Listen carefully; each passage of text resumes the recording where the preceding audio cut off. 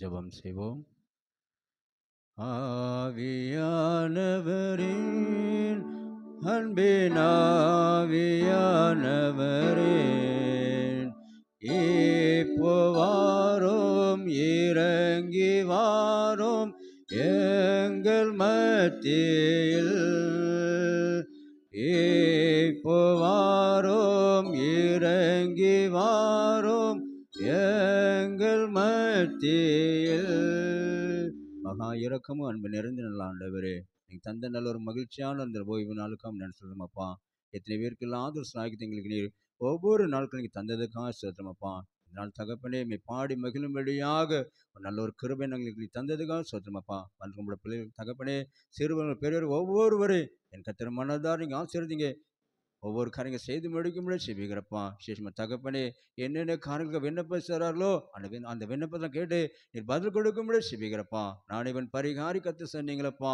உனக்கு அதன் குடும்பத்துக்கு அவன் பிள்ளைகளுக்கான வெளியேற்பட்ட ரத்தம் செஞ்சிருக்கிறேன் சொன்ன ஆண்டவரப்பா. ஒரு ரத்தத்தின் மூலமாக எங்களை மீட்டிருந்த கிருபையிலுக்காக சோதரமாப்பா. அந்த தகப்பனை ஒருவர் வெறுமை போகாதபடி என் ஆண்டவனை தொட்டார் சொல்லும்படியாக அப்படிப்பட்டதான ஒரு நல்ல ஒரு சாட்சி கத்திரை ஏற்படுத்தி கொடுக்கும்படி செய்வீங்கிறப்பா. வந்திருக்க தகப்பனே, தெய்வ தாசர்கள் ஜெபிக்கிறோம் ஆண்டவரே. நமக்கு அர்ப்பணிப்போடு தகப்பனே இந்த ஊழிய பாதையில் தகப்பன் நடத்துகிற ஒவ்வொரு காரியங்களுக்காக ஜெபிக்கிறோம் அப்பா. கத்தர்களை வல்லமை எடுத்து பயன்படுத்துங்க தகப்பனே. ஒருபோது தகப்பனே, நம்முடைய பிள்ளைகள் வெக்கமடையாதபடி என் அவர்கள் எல்லைக்கத்தை விசாலமாக்கி நீங்கள் கொடுக்கும்படி செய்வீங்கிறப்பா. ஒருவன் எனக்கு ஊழியம் செய்தால் அவன் என் பிதாவினர் கனம் பண்ணுவார் சொன்னீங்களப்பா. அர்ப்பணிப்போடு செய்கிற பணியப்பா நீர் ஆசீர்வதி அங்கீகரிங்க. பெரிய காரியங்க உங்கள் பெரிய நாம மாத்திரம் மைப்படடும். ஏசு மலைஞ்சிருக்கிறேன் சிவனல்ல பிதாவே. அவரை உட்காருவோம். ஆண்டவர் ரட்சகருமாய் இயேசு கிறிஸ்துவின் இறுதியான நாமத்தினாலே உங்களுக்கு என் அன்பின் வாழ்த்துக்களை தெரிவித்துக் கொள்கிறேன். இன்னைக்கு துதியார் நடத்தும்படியாக அருமையான சார்கள் வந்திருக்கிறாங்க. ஜெப ஊற்று ஊழியங்கள் சார்பாக வந்திருக்கிறார்கள். அதே போல் பார்த்தோம் சொன்னால் திரு என் சாமியல் ஆசிரியர் அவர்கள், திரு பிராங்கின் சார் அவர்கள், திரு சுரேஷ் சார் அவர்கள், திரு கோயில்ராஜ் சார் அவர்கள், தம்பி சாம்சன் அவர்கள் அன்ற இயேசு கிறிஸ்து இணைந்த நாமத்தினாலே நம்ம திருச்சியின் சார்பாக அவர்கள் நாங்கள் வாழ்த்தி அவர்களை வரவேற்போம். இப்பொழுது துதி ஆரணையை நடத்தி தருவார். நமக்கு கிறிஸ்துவுக்குள் பிரியமானவர்களே, ஆண்டவராகிய இயேசு கிறிஸ்துவின் ஈடு இணையற்ற இன்ப நாமத்திலே உங்கள் யாவரையும் நான் அன்போடு வாழ்த்துகிறேன், வரவேற்கிறேன். உங்களுடைய ஆலயத்திற்கு இப்பொழுது நாங்கள் முதல் முறையாக வந்திருக்கிறோம். உங்களை பார்ப்பதிலே நாங்கள் மகிழ்ச்சி அடைகிறோம். துதி ஆராதனையிலே ஒரு சில பாடல்கள் பாடுவது வழக்கம். ஜெப ஊற்று ஷாக்ஷீட்லேருந்து ஒரு சில பாடல்கள் நான் பாடுவோம். முதலாவதாக பாடல் எண் 2, ஆண்டவர் படைத்த வெற்றியின் நாள் இது, இன்று அகமளிவோம் ஆக்களிப்போம் அல்லேலூயா பாடுவோம் என்ற யாவருக்கும் தெரிந்த பாடல். பின்னாடி பேப்பருக்கு எடுத்துக்கோங்க.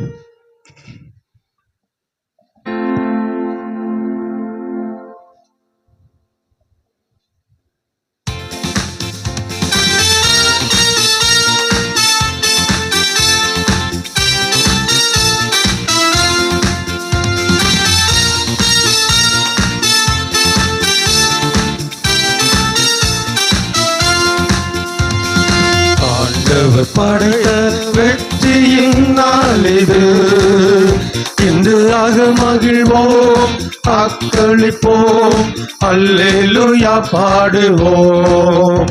இன்று ஆக மகிழ்வோம் ஆக்களிப்போம் அல்லேலூயா பாடுவோம். அல்லேலூயா தோல்வி இல்லை, அல்லேலூயா வெற்றி உண்டு, அல்லேலூயா தோல்வி இல்லை, அல்லேலூயா வெற்றி உண்டு. எனக்கு உதவிடும் எனது ஆண்டவர் என் பக்கம் இருக்கிறார். எனக்கு உதவிடும் எனது ஆண்டவர் என் பக்கம் இருக்கிறார். உலக மனிதர்கள் எனக்கு எதிராக என்ன செய்ய முடியும்? உலக மனிதர்கள் எனக்கு எதிராக என்ன செய்ய முடியும்? தோல்வியில்லை எனக்கு, வெற்றி பவனி செல்வே.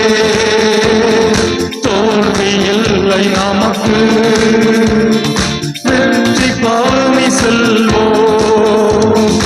ஆண்டவர் படைத்த வெற்றியின் நாள்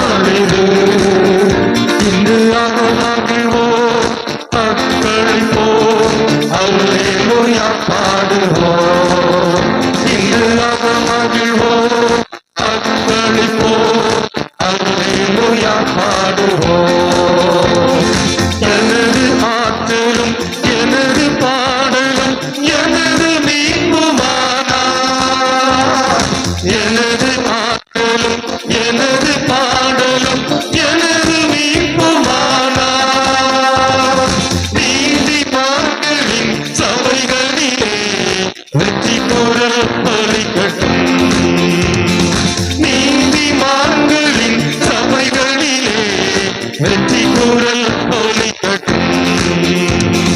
தோல்வி இல்லை எனக்கு, வெற்றி பவனி செல்வே. தோல்வி இல்லை நமக்கு, வெற்றி பவனி செல்வோம். ஆண்டவர் படைத்த வெற்றியின் நாளிது, இன்றையாக மகிழ்வோம், அக்களிப்போம், அல்லேலூயா பாடுவோம். இன்றையாக மகிழ்வோம், அக்களிப்போம், அல்லேலூயா பாடுவோம்.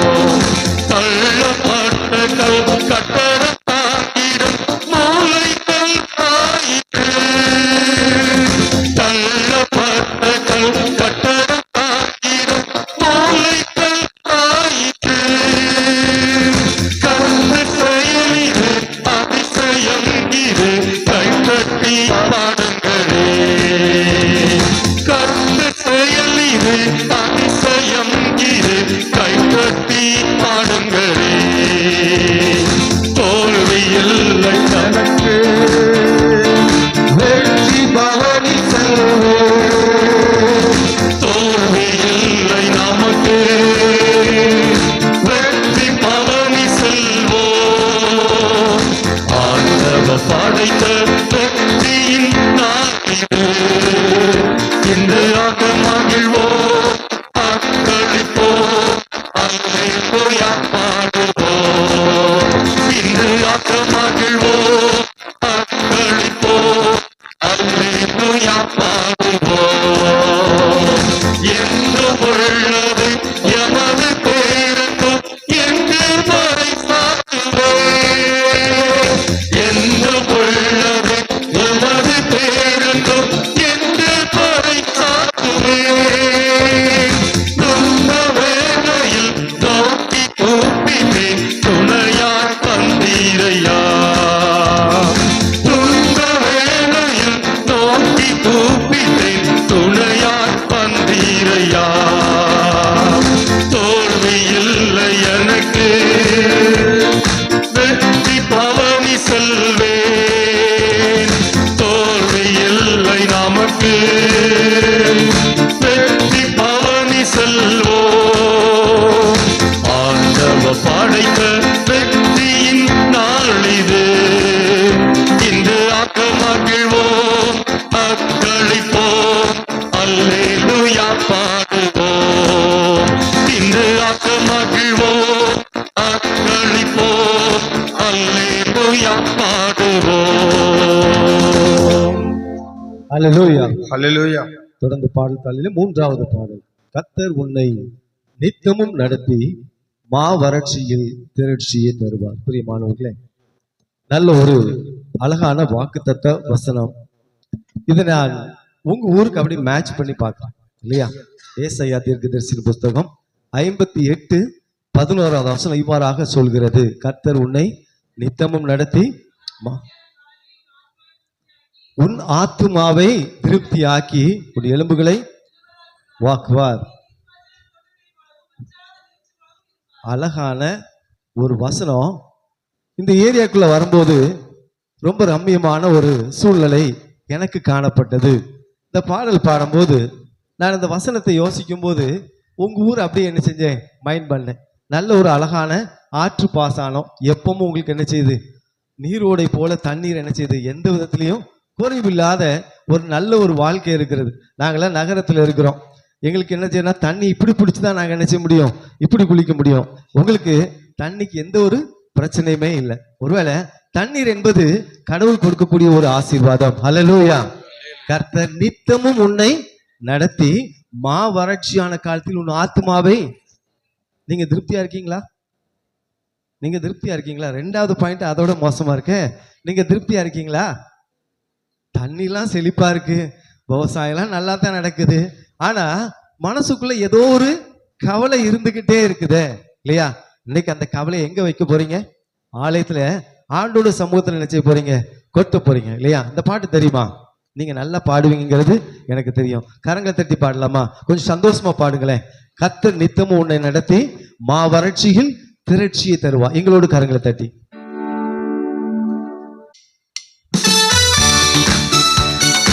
கைகளை தட்டி பாடுவோம்.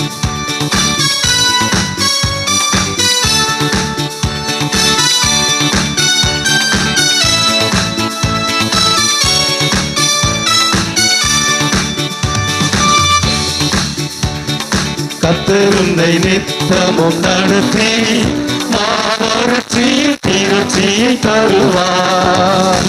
கர்த்தர் உன்னை நித்தமும் நடத்தி மாவறட்சியில் தீரட்சியை தருவார்.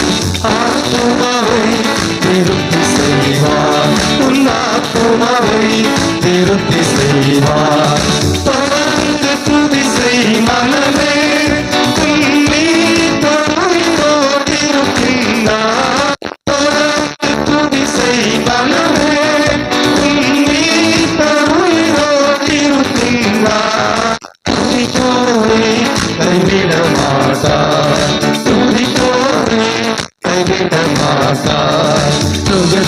விரலினை போக்கி நீவர் சொல்லி தருಎಂದು நீயே.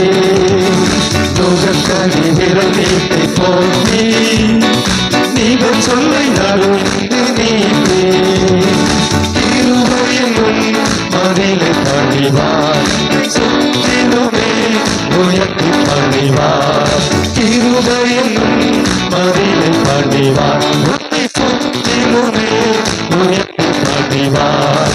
தொடர்ந்து துதி செய் மனமே, உன்னி பருயிரோடிருக்கின்றார். தொடர்ந்து துதி செய் மனமே, உன்னி பருயிரோடிருக்கின்றார். துதிப்போரை கைவிட மாட்டார், துதிப்போரை கைவிட மாட்டார். அவர் சொல்லி நடக்காத கேது, அவர் வார்த்தை தடையிடாது. அவர் சொல்லி நடக்காத வேறு, அவர் வார்த்தை தடையிடாது. சொன்னதிலும் அதிகம் செய்வார், உன்னை நன்றியுடன் பாட செய்வார். சொன்னதிலும் அதிகம் செய்வார், உன்னை நன்றியுடன் பாட செய்வார். தொடர்ந்து துதி செய் மனமே, உன்னி பருயிரோடிருக்கின்றார். தொடர்ந்து துதி செய் மனமே, உன்னி பருயிரோடிருக்கின்றார். துதிப்போரை கைவிட மாட்டார், துதிப்போரை கைவிட மாட்டார். கர்த்தர் நித்தமும் நடத்தி மாவறட்சியில் தீரட்சியை தருவார். கர்த்தர் நித்தமும் நடத்தி மாவறட்சியில் தீரட்சியை தருவார். ஆத்துமாவை திருப்தி செய்வார், ஆத்துமாவை திருப்தி செய்வார். தொடர்ந்து துதி செய் மனமே, உன்னி பருயிரோடிருக்கின்றார். தொடர்ந்து துதி செய் மனமே, உன்னி பருயிரோடிருக்கின்றார். துதிப்போரை கைவிட மாட்டார், துதிப்போரை கைவிட மாட்டார். ஹல்லேலூயா. அல்லேலூயா. எல்லார் வீட்லயுமே ஏசப்பா படம் வச்சிருப்பீங்க. வச்சிருக்கீங்களா வைக்கலையா? வச்சிருக்கீங்களா வைக்கலையா? இல்ல. இயேசுவான ஒரு படம் எங்க வீட்ல இல்ல, இல்லையா? ஒருத்தர் வீட்லயுமே இல்லையா? நீங்க இயேசுவானவர்னா கரெக்டா அந்த போட்டோவை சொல்லல, எல்லார் வீட்லயும் வசனம் தான் இருக்கு, இல்லையா? நான் சில வீட்டில் நான் சின்ன வயசுல இருக்கும்போது இந்த ஈஸ்டர் பண்டிகைக்கெல்லாம் நடக்கும்போது பெரிய வெள்ளிக்கிழமை முடிஞ்ச உடனே நினைச்சுவாங்கன்னா அந்த படத்தை நல்லா நினைச்சுவாங்க, அழகா தொடச்சி உயிர்த்தெழுந்த பண்டிகைக்கு நல்ல மாலை போட்டு வச்சிருந்தாங்க. நான் சின்ன வயசுல பார்த்துருக்கேன். எதுக்கு மாலை போட்டிருக்காங்கன்னு அன்னைக்கு எனக்கு என்ன செய்யல தெரியல. ஆனா இந்த பாடல் சொல்லுது, நீங்களும் நான் ஆராதிக்கிற தேவன் என்ன தேவன்? உயிரோடு இருக்கிற தேவன். மற்றவங்களுக்கு நம்மளுக்கும் இதுதாங்க வித்தியாசம். ஹல்லேலூயா. ஒரு நாள் என்ன செய்யாதீங்க, மாலை போட்டுறாதீங்க. கடவுள் எங்க இருக்கிறாரு? உங்களோடையும் என்னோடு வாசம் செய்கிறார். ஹல்லேலூயா. நல்ல ஒரு அருமையான வசனம், வாக்குத்தத்த பாடல்கள் நீங்க படிக்கும்போது எனக்கு இது எனக்குள்ளதாகவே அநேக காரியங்களை பேசிக்கொண்டே இருந்தது. அந்த 2வது ஸ்டான்ஸா என்ன சொல்லுது? அவர் சொல்லி நடக்காதது ஏது? எனக்கா சேஸ் பண்ணியிருக்கீங்களா? பாட்டெல்லாம் சரிதான், நான் எத்தனை நாள் சொல்லியிருக்கேன், ஒண்ணுமே எனக்கு என்ன செய்யல, நடக்கல. வெறுப்போட இருக்கீங்களா இல்லையா? அவர் வார்த்தை தரையில் விழாது, சொன்னதிலும் அதிகம் செய்வார், உன்னை நன்றியுடன். இன்னொரு வார்த்தை, அந்த இன்னொரு டைம் இந்த வார்த்தை படிக்கலாமா? நோட் கொடு. Second stanza. அவர் சொல்லி நடக்காததேது, அவர் தரையில் விழாது. அவர் சொல்லி நடக்காததேது, அவர் தரையில் விழாது. சொன்னதிலும் அதிகம் செய்வார், உன்னை நன்றியுடன் பாடச் செய்வார். சொன்னதிலும் அதிகம் செய்வார், உன்னை நன்றியுடன் பாடச் செய்வார். தொடர்ந்து துதி செய் மனமே, உன்னி கருவிரோடு இருக்கின்றார். தொடர்ந்து துதி செய் மனமே, உன்னி கருவிரோடு இருக்கின்றார். துதிப்போரை கைவிட மாட்டார், துதிப்போரை கைவிட மாட்டார். ஹல்லேலூயா, ஹல்லேலூயா. தொடர்ந்து பாடல் தாளிலே 4வது பாடல். கண்மலையில் நிறுத்தி என்னை அழகு பார்த்த தெய்வமே, காலமெல்லாம் கரம் பிடித்து வழி நடத்தும் தெய்வமே, என் தகப்பனே, என் தந்தையே, ஆண்டவரே என்று சொல்லி நாம் யாவரும் சேர்ந்து பாடுவோமா? இந்த பாட்டு தெரியுமா? 4வது பாட்டு தெரியாதா? சரி, ஒருவேளை இது புதிய பாடலா இருந்தா எங்களோடு சேர்ந்து பாடல் தாளிலே 4வது பாடல்.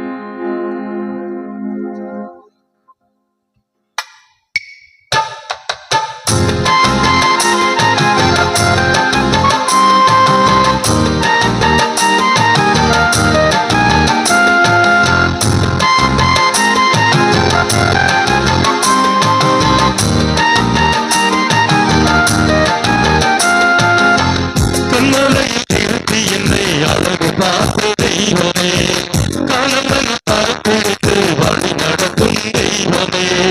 கண்மலையில் நிறுத்தி என்னை அழகு பார்த்த தெய்வமே, காலமெல்லாம் கரப்பிடித்து வழி நடத்தும் தெய்வமே. தகப்பனே, தந்தையே, வாழ்வே நீ பாதையா. என் தகப்பனே, என் தந்தையே, வாழ்வே நீ பாதையா.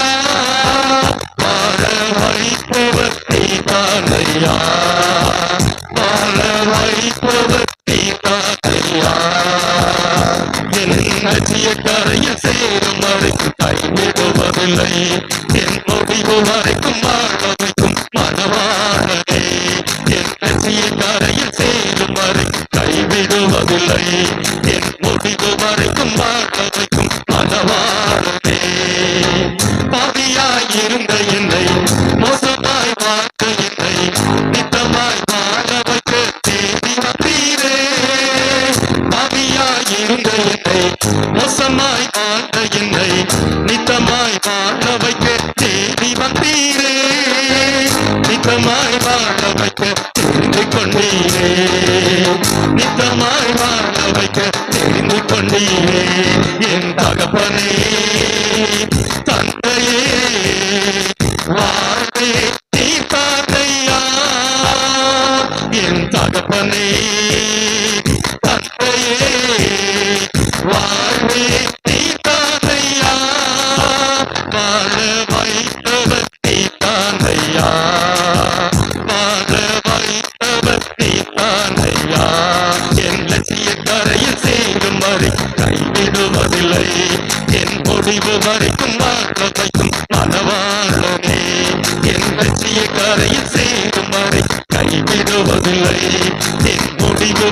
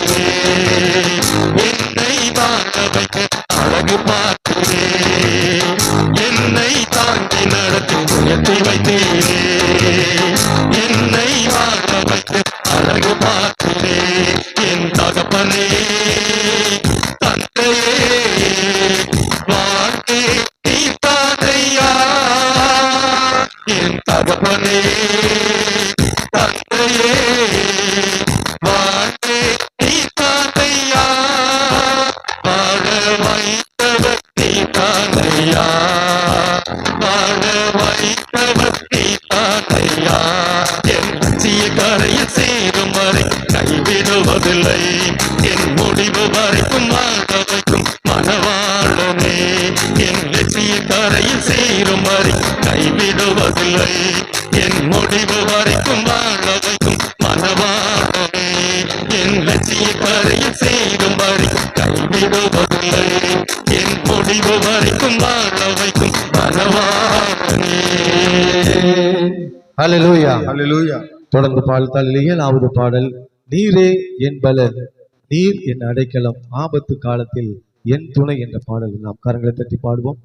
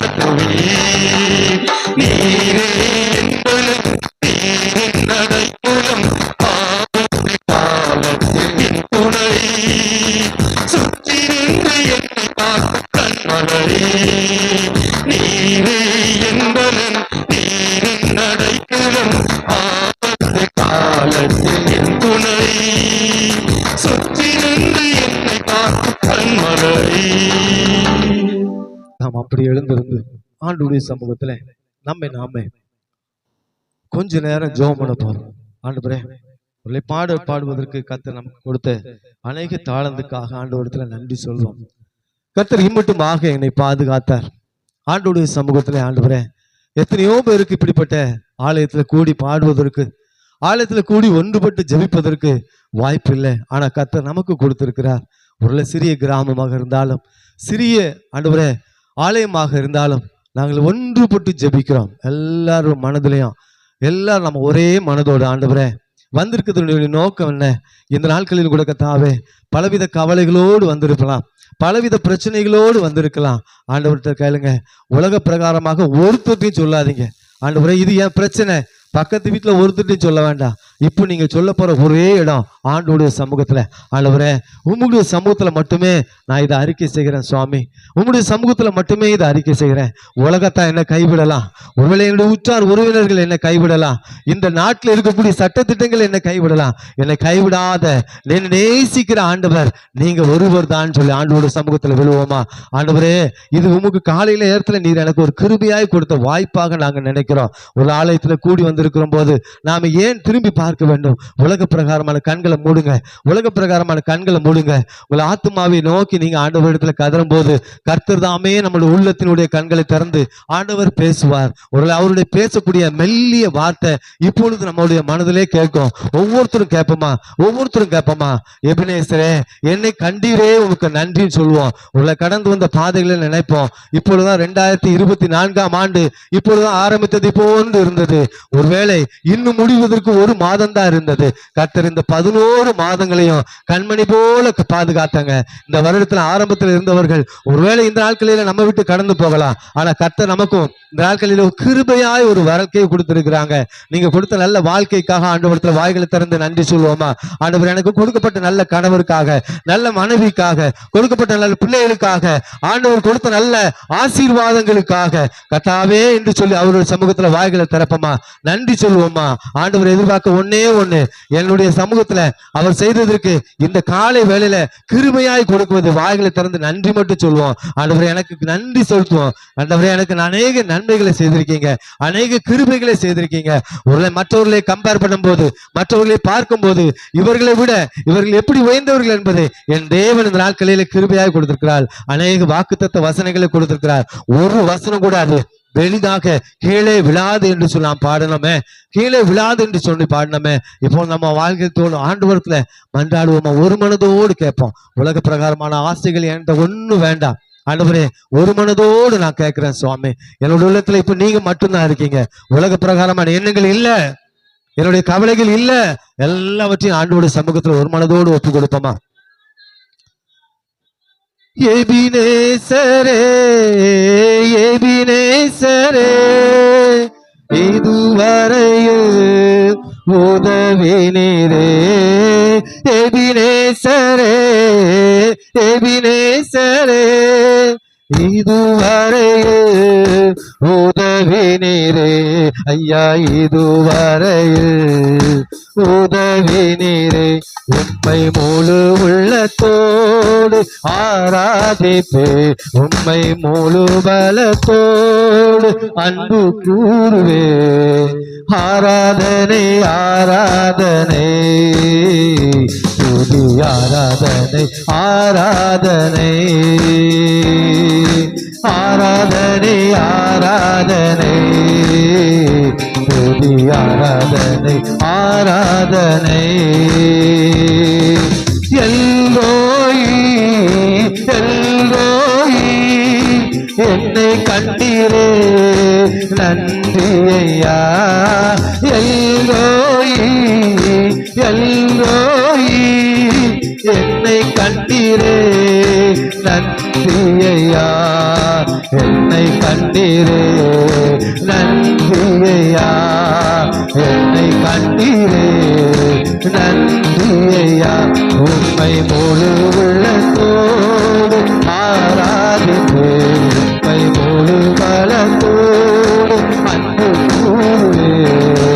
ஆராதனை ஆராதனை துதி ஆராதனை ஆராதனை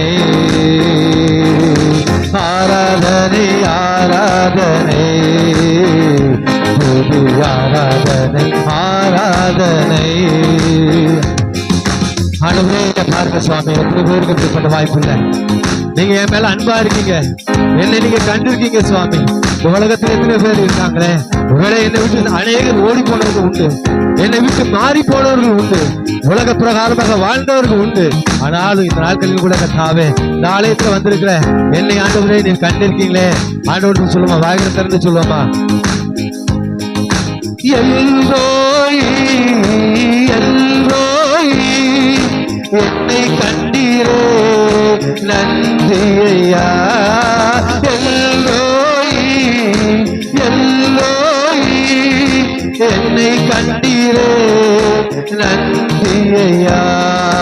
என்னை கண்டீரே நன்றி ஐயா. என்னை கண்டீரே நன்றி ஐயா. உம்மை முழு உள்ளத்தோடு ஆராதிப்பேன். உம்மை முழு பலத்தோடு அன்பு கூறுவேன். ஆராதனை ஆராதனை துதி ஆராதனை ஆராதனை ஆராதனை ஆராதனை துதி ஆராதனை ஆராதனை ஆராதனை ஆராதனை துதி ஆராதனை ஆராதனை ஆராதனை ஆராதனை துதி ஆராதனை ஆராதனை. ஆண்டவருடைய சமூகத்துல ஆண்டவரே, எத்தனையோ பேருக்கு இப்படிப்பட்ட வாய்ப்புகள் இல்லைன்னு சொல்லி அடிக்கடி நாங்க கேட்கிறோம் சுவாமி. இந்த நாளில் கூட கர்த்தாவே எம்மட்டும் பாதுகாத்தீர். உமக்கு நன்றி சொல்கிறோம். வாய்களை திறந்து நாங்கள் நன்றி சொல்கிறோம் சுவாமி. ஒரு மனதோடு வந்திருக்கிறோம். இந்த நாளை ஆராதனைக்கு என்ன நோக்கத்துக்காக நான் வந்தேன்னு தெரியல. வரும்போது நான் ஆண்டவரே, நான் வெறுமனதோடு தான் வந்தேன். ஆனா இப்போ நான் ஒரு தீர்மானத்தோடு இருக்கிறேன். ஆண்டவரே, எதற்காக வந்தேன் என்பது தெரியாவிட்டாலும் இப்போ நான் ஒரு தீர்மானத்தோடு இருக்கிறேன் சுவாமி. உங்களை இந்த ஜெப வேளையில கர்த்தர் நீர் எனக்கு பதில் அளிக்க வேண்டும் சொல்லி எல்லாரும் கேட்போம். உங்களுடைய பிரச்சனைகளை ஆண்டவர்கிட்ட சொல்லுங்க. வருத்தப்பட்டு பாரம் சுமக்கிறவர்களே, நீங்க எல்லாரும் இடத்துல வாருங்கள் சொல்லியிருக்கீங்க. இப்ப நான் வந்துட்டோம் ஆண்டவரே, எங்களுக்கு இளைப்பாறுதல் கொடுங்க. உலக பிரகாரமான காரியங்களில நீங்கள் மன வருத்தத்தோடு இருக்கீங்க. கண்களை மூட முடியல ஆண்டவரே. இரவு நேரத்தில் எனக்கு தூக்கம் வரல ஆண்டவரே. உலக பிரச்சனைகள், என் குடும்ப பிரச்சனைகள், என்னுடைய கடன் பிரச்சனைகள், என்கிட்ட இருக்கக்கூடிய குடும்ப பாரங்கள் என்னை அழுத்துது சுவாமி. ஒரு மனதை பார்க்கும் போது, ஒரு மனிதனை பார்க்கும் போது, ஏன் இவரை நான் பார்க்க வேண்டும், ஏன் இவளை பார்க்க வேண்டும் சொல்லி என்னுடைய உள் மனதுக்குள்ளே நான் அதிகம் நெருக்கப்படுகிறேன் ஆண்டவரே. இதற்காக நான் இப்போ ஜெபம் பண்றேன். ஆண்டவரே, இப்பொழுது என்ன பரிசுத்தப்படுத்துங்க சுவாமி. பரிசுத்தம் இல்லாதவன் ஒருவன் ஆண்டவருடைய சமூகத்துல பிரவேசிக்க முடியாது. ஒருவேளை இப்போ ஆண்டவரே, பாவியாக என்ன பரிசுத்தப்படுத்துங்கன்னு சொல்லுங்க. ஒரு ஆண்டவர் இந்த நாட்களில் கூட அவன் உண்மையில் இப்பொழுது அந்த ஆலயத்துல நடமாடி கொண்டிருக்கிறார். ஆண்டவரே, நீர் இந்த நேரத்திலும் கூட கர்த்தாவே எங்களை பார்த்து கொண்டிருக்கீங்க சுவாமி. நீங்கள் பேசுறதை கேட்டு கொண்டிருக்கீங்க சுவாமி. இப்பொழுது நீ பதில் கொடுக்கிறவராக இருக்கிறதுக்காக நன்றி செலுத்துகிறேன். இப்பொழுது நீ பதில் கொடுக்கிறவருக்காக நன்றி செலுத்துகிறேன் சுவாமி. எல்லாரும் ஆண்டவருடைய சமூகத்துல கேட்போமா? ஆண்டவரே, என் பாடுகள் இது. ஏன் எனக்கு இப்படிப்பட்ட பிரச்சனைகள் வந்தது? ஏன் இப்படிப்பட்ட எனக்கு அக்கிரமங்கள் வந்தது? ஒரு பாவங்கள் என்னுடைய குடும்பத்துல சூட்டு இருக்குமே, ஆனால் இப்பொழுதே அது மாறட்டும். என்னுடைய தலைமுறையாக நாங்கள் பட்ட வேதனைகள் போதும் ஆண்டவரே. எங்கள் தலைமுறையாக நாங்கள் பட்ட கஷ்டங்கள் போதும் ஆண்டவரே. இப்பொழுதே அவருடைய சமூகத்தில் விழுவோமா? ஆண்டவருடைய சமூகத்தில் விழுங்க. ஆண்டவரே, என்னை பாதுகாத்துக் கொள்ளுங்க, என்னை பலப்படுத்துங்க. ஒரு வசனம் ஒரு நாளும் பொய்யாகாது. வேத பகுதியில் இருக்கக்கூடிய வசனம் ஒரு நாளும் பொய்யாகாது. ஆண்டவர் சமூகத்தில் விழுவோமா? அப்படியே நாம் முழங்கால் படிடுவோம். ஆண்டவரே, என்னுடைய வாயில் வார்த்தைகளை கவனித்துக் கொண்டு இருக்கிறீங்க. இந்த இடத்துல செய்யப்படக்கூடிய அநேக விண்ணப்பங்களுக்கு என் கண்கள் திறந்தவைகளாகவும் என் செவிகள் நோக்குவைகளாகவும் இருப்பதற்காக நன்றி செலுத்துறோம். பாவியாக என் மேல் கிருபை ஆயிருங்க. நீங்க சொல்லக்கூடிய ஒரே வார்த்தை, ஆண்டவரே பாவி வந்திருக்கிறேன் சுவாமி. என்னுடைய எண்ணத்துல நான் ஒரு பாவி, என்னுடைய சிந்தனையில ஒரு பாவி, என்னுடைய நடத்தைகளிலே நான் ஒரு பாவி. ஒருவேளை நான் ஆலயத்தில் இருக்கும்போது ஒரு வேஷத்தோடு இருக்கிறேன், வெளியில போகும்போது இன்னொரு வேஷத்தோடு இருக்கிறேன் சுவாமி. ஆண்டவரே, இது எனக்கு இன்றே மாறணும். ஒருவேளை உங்க வீட்டுல இருக்கக்கூடிய வயதானவர்களுக்காக ஜெபம் பண்ணுங்க. ஆண்டவரே, என்னோட வயதானவர்கள் எங்க வீட்டுல இருக்காங்க. இப்படிப்பட்ட நோய்களில் இருக்கக்கூடியவர்கள் உண்டு. ஒருவேளை சொல்ல முடியாத காரியத்துல நீங்க இருந்தீங்கன்னா ஆண்டவருடைய சமூகத்துல வாய்களை திறந்து சொல்லுங்க. ஏன் எனக்கு இப்படிப்பட்ட தரித்திரம்? இப்ப கேளுங்க, ஆண்டவரே, என் உலக பிரகாரமான ஐஸ்வர்யங்கள் எல்லாம் என் வீட்டுல இருக்கு, எனக்கு எந்த குறைவும் இல்லை. ஆனாலும் ஏதோ ஒரு தரித்திரம் என்னுடைய வீட்டுல இருக்கிறது என்பதை நான் உணர்கிறேன். ஒருவேளை சாத்தான் உங்களை அடிக்கடி இப்படி சிக்ஷிச்சே கொண்டு இருக்கும் போதா என் தேவன் உங்களை என்ன செய்யறாரு? இப்ப கண்மணி போல பாதுகாத்திருக்கிறேன் சுவாமி அப்படின்னு சொல்லி இப்ப உங்ககிட்ட பேசுவாரு. மகனே மகளே பயப்படாதீங்க. எதுக்கும் நீங்க பயப்படாதீங்க. இந்த இடத்துல வாழ்ந்து கொண்டு இருக்கிறவர் உயிரோடு இருக்கிற என் ஆண்டவர், எங்களோடு இருக்கிற ஆண்டவரை தான் நீங்களும் நானும் சேவிக்கிறோம். நீங்களும் நானும் வெட்கப்பட்டு போகாதபடி இந்த நாட்களிலும் கூட கர்த்தர் அநேக விஷயங்களில நம்மளை தேற்றுகிறார். வார்த்தையின் மூலமாக எத்தனையோ வாக்குத்தத்த பாடல்கள், எத்தனையோ விதமான வசனங்களிலே நீங்களும் நானும் சேர்ந்து பாடுறோம். கவலைப்படாதீங்க, கவலைப்படாதீங்க. உலக பிரகாரமான கவலை எல்லாவற்றையும் இப்ப நம்ம நினைச்சு போறோம். ஆண்டோட சமூகத்துல போக போறோம். ஆண்டவரே, பாவியாக என் மேல் கிருபையா இருங்க, என்னை இப்ப பரிசுத்தப்படுத்துங்க. ஒரு சின்ன பிள்ளைங்க ஜெபம் பண்ணுங்க. ஆண்டவரே, எனக்கு இருக்கக்கூடிய குறைவுகளை கர்த்தர் நிவர்த்தி ஆக்குங்க. எனக்கு படிப்பு வரல, எனக்கு ஏன் இந்த படிப்பு வரலன்னு தெரியல. நீ எந்தெந்த சப்ஜெக்ட்ல வீக்கா இருக்கீங்களோ எல்லா சப்ஜெக்டையும் இப்ப ஆண்டவர்கிட்ட சொல்லி ஜெபம் பண்ணுங்க. ஒருவேளை ஆண்டவரே, எனக்கு இந்தந்த பாடங்கள் புரியவே மாட்டேங்கி, நான் இதுவரைக்கும் ஆண்டவரே நான் பாஸ் பண்ணவே இல்லையே, ஒருவேளை அரையாண்டு தேர்வு நெருங்குகிறது, ஏன் எனக்கு படிக்க முடியல, படிக்கக்கூடிய சூழ்நிலைகள் தாங்க. என்னுடைய கிராமத்துல நல்ல ஒரு அமைதியான சூழ்நிலையை தாங்க, என்னுடைய குடும்பத்துல நல்ல ஒரு அமைதியான சூழ்நிலையை தாங்க. ஒருவருக்கு ஒரு அன்போடு இருந்து நாங்கள் இன்னும் அதிகமான வாழ்க்கையில இன்னும் நிறைய முன்னேற்றமான சூழ்நிலைகளுக்கு கடந்து செல்ல ஆண்டவரிடத்துல ஜெபம் பண்ணுவோம். ஆண்டவரிடத்துல ஜெபம் பண்ணுவோமா? ஒரு உலக பிரகாரமான காரியங்களில இந்த நாட்களில் நீங்களும் நானும் ஜெபம் பண்ணோம். இப்ப ஒரே ஒரு காரியத்துக்காக நீங்களும் நானும் முழு மனதோடு ஜெபிக்க போறோம். மணிப்பூர் மாநிலம் நமக்காக கொடுக்கப்பட்ட ஒரு பெரிய ஜெப குறிப்பு. மணிப்பூர் மாநிலம் இதே போல ஆலயங்கள் அநேகங்கள் இந்த ஓய்வு நாளிலே அவங்க ஜெபம் பண்ண முடியாத ஓடி ஒளிகிறாங்க. அநேக கிறிஸ்தவர்கள் இன்று கொண்டு குவிக்கப்படுகிறாங்க. ஒரு இந்த நாட்களிலும் கூட நீங்களும் நான் இப்படிப்பட்ட ஆலயத்துல மிக ரம்மியமாக நாங்கள் ஆண்டோட தொழுது கொள்றோம். ஆனா இன்னைக்கு மணிப்பூர்காரங்களை பாருங்க, ஐயோ பாவம். அவங்களுக்காக நம்ம ஒரு விஷயம் ஜெபம் பண்ணுவோமா? ஒரு விஷயம் ஜெபம் பண்ணுமா? ஒருவேளை மணிப்பூரை பத்தி உங்களுக்கு எனக்கும் தெரியாது, ஆனா அடிக்கடி செய்தித்தாள்ல வராவிட்டாலும் நிறைய காரியங்களில இன்னைக்கு நினைச்சீங்க ஒரு சோசியல் மீடியால வந்துகிட்டு இருக்கு. எல்லாரும் ஒரு மனதோடு ஜெபம் பண்ணும். ஆண்டவரே, மணிப்பூர்ல இருக்கக்கூடிய கிறிஸ்தவர்களும் நசுக்கப்படுகிறாங்க, ஒடுக்கப்படுகிறாங்க. அரசாங்கம் கைவிட்டுச்சு, இன்னைக்கு ராணுவம் போயிருக்கு. ராணுவமே நம்மளுடைய கிறிஸ்தவ ஆலயங்களை நொறுக்கிறவங்களுக்கெல்லாம் சப்போர்ட் பண்றாங்க. ஏன்னு தெரியலையா ஆண்டவரே? எதற்காக இப்படிப்பட்ட நிலைமை? ஒருவேளை இன்னைக்கு மணிப்பூர்ல அந்த நிலைமை இருந்தா நாளைக்கு தமிழ்நாட்டுக்கு ஏன் வரக்கூடாது? ஏன் தமிழ்நாட்டுக்கு வரக்கூடாது? இன்னொரு நேரம் நமக்கு மிஷினரிகள் யாரும் வரமாட்டாங்க. இன்னொரு நேரம் இங்கிலாந்துல இருந்து ரேனிஸ் மாதிரி மிஷினரிகள் வரமாட்டாங்க. இனி கர்த்தர் நமக்கு கொடுக்கப்பட்ட பொறுப்பு என்ன தெரியுமா?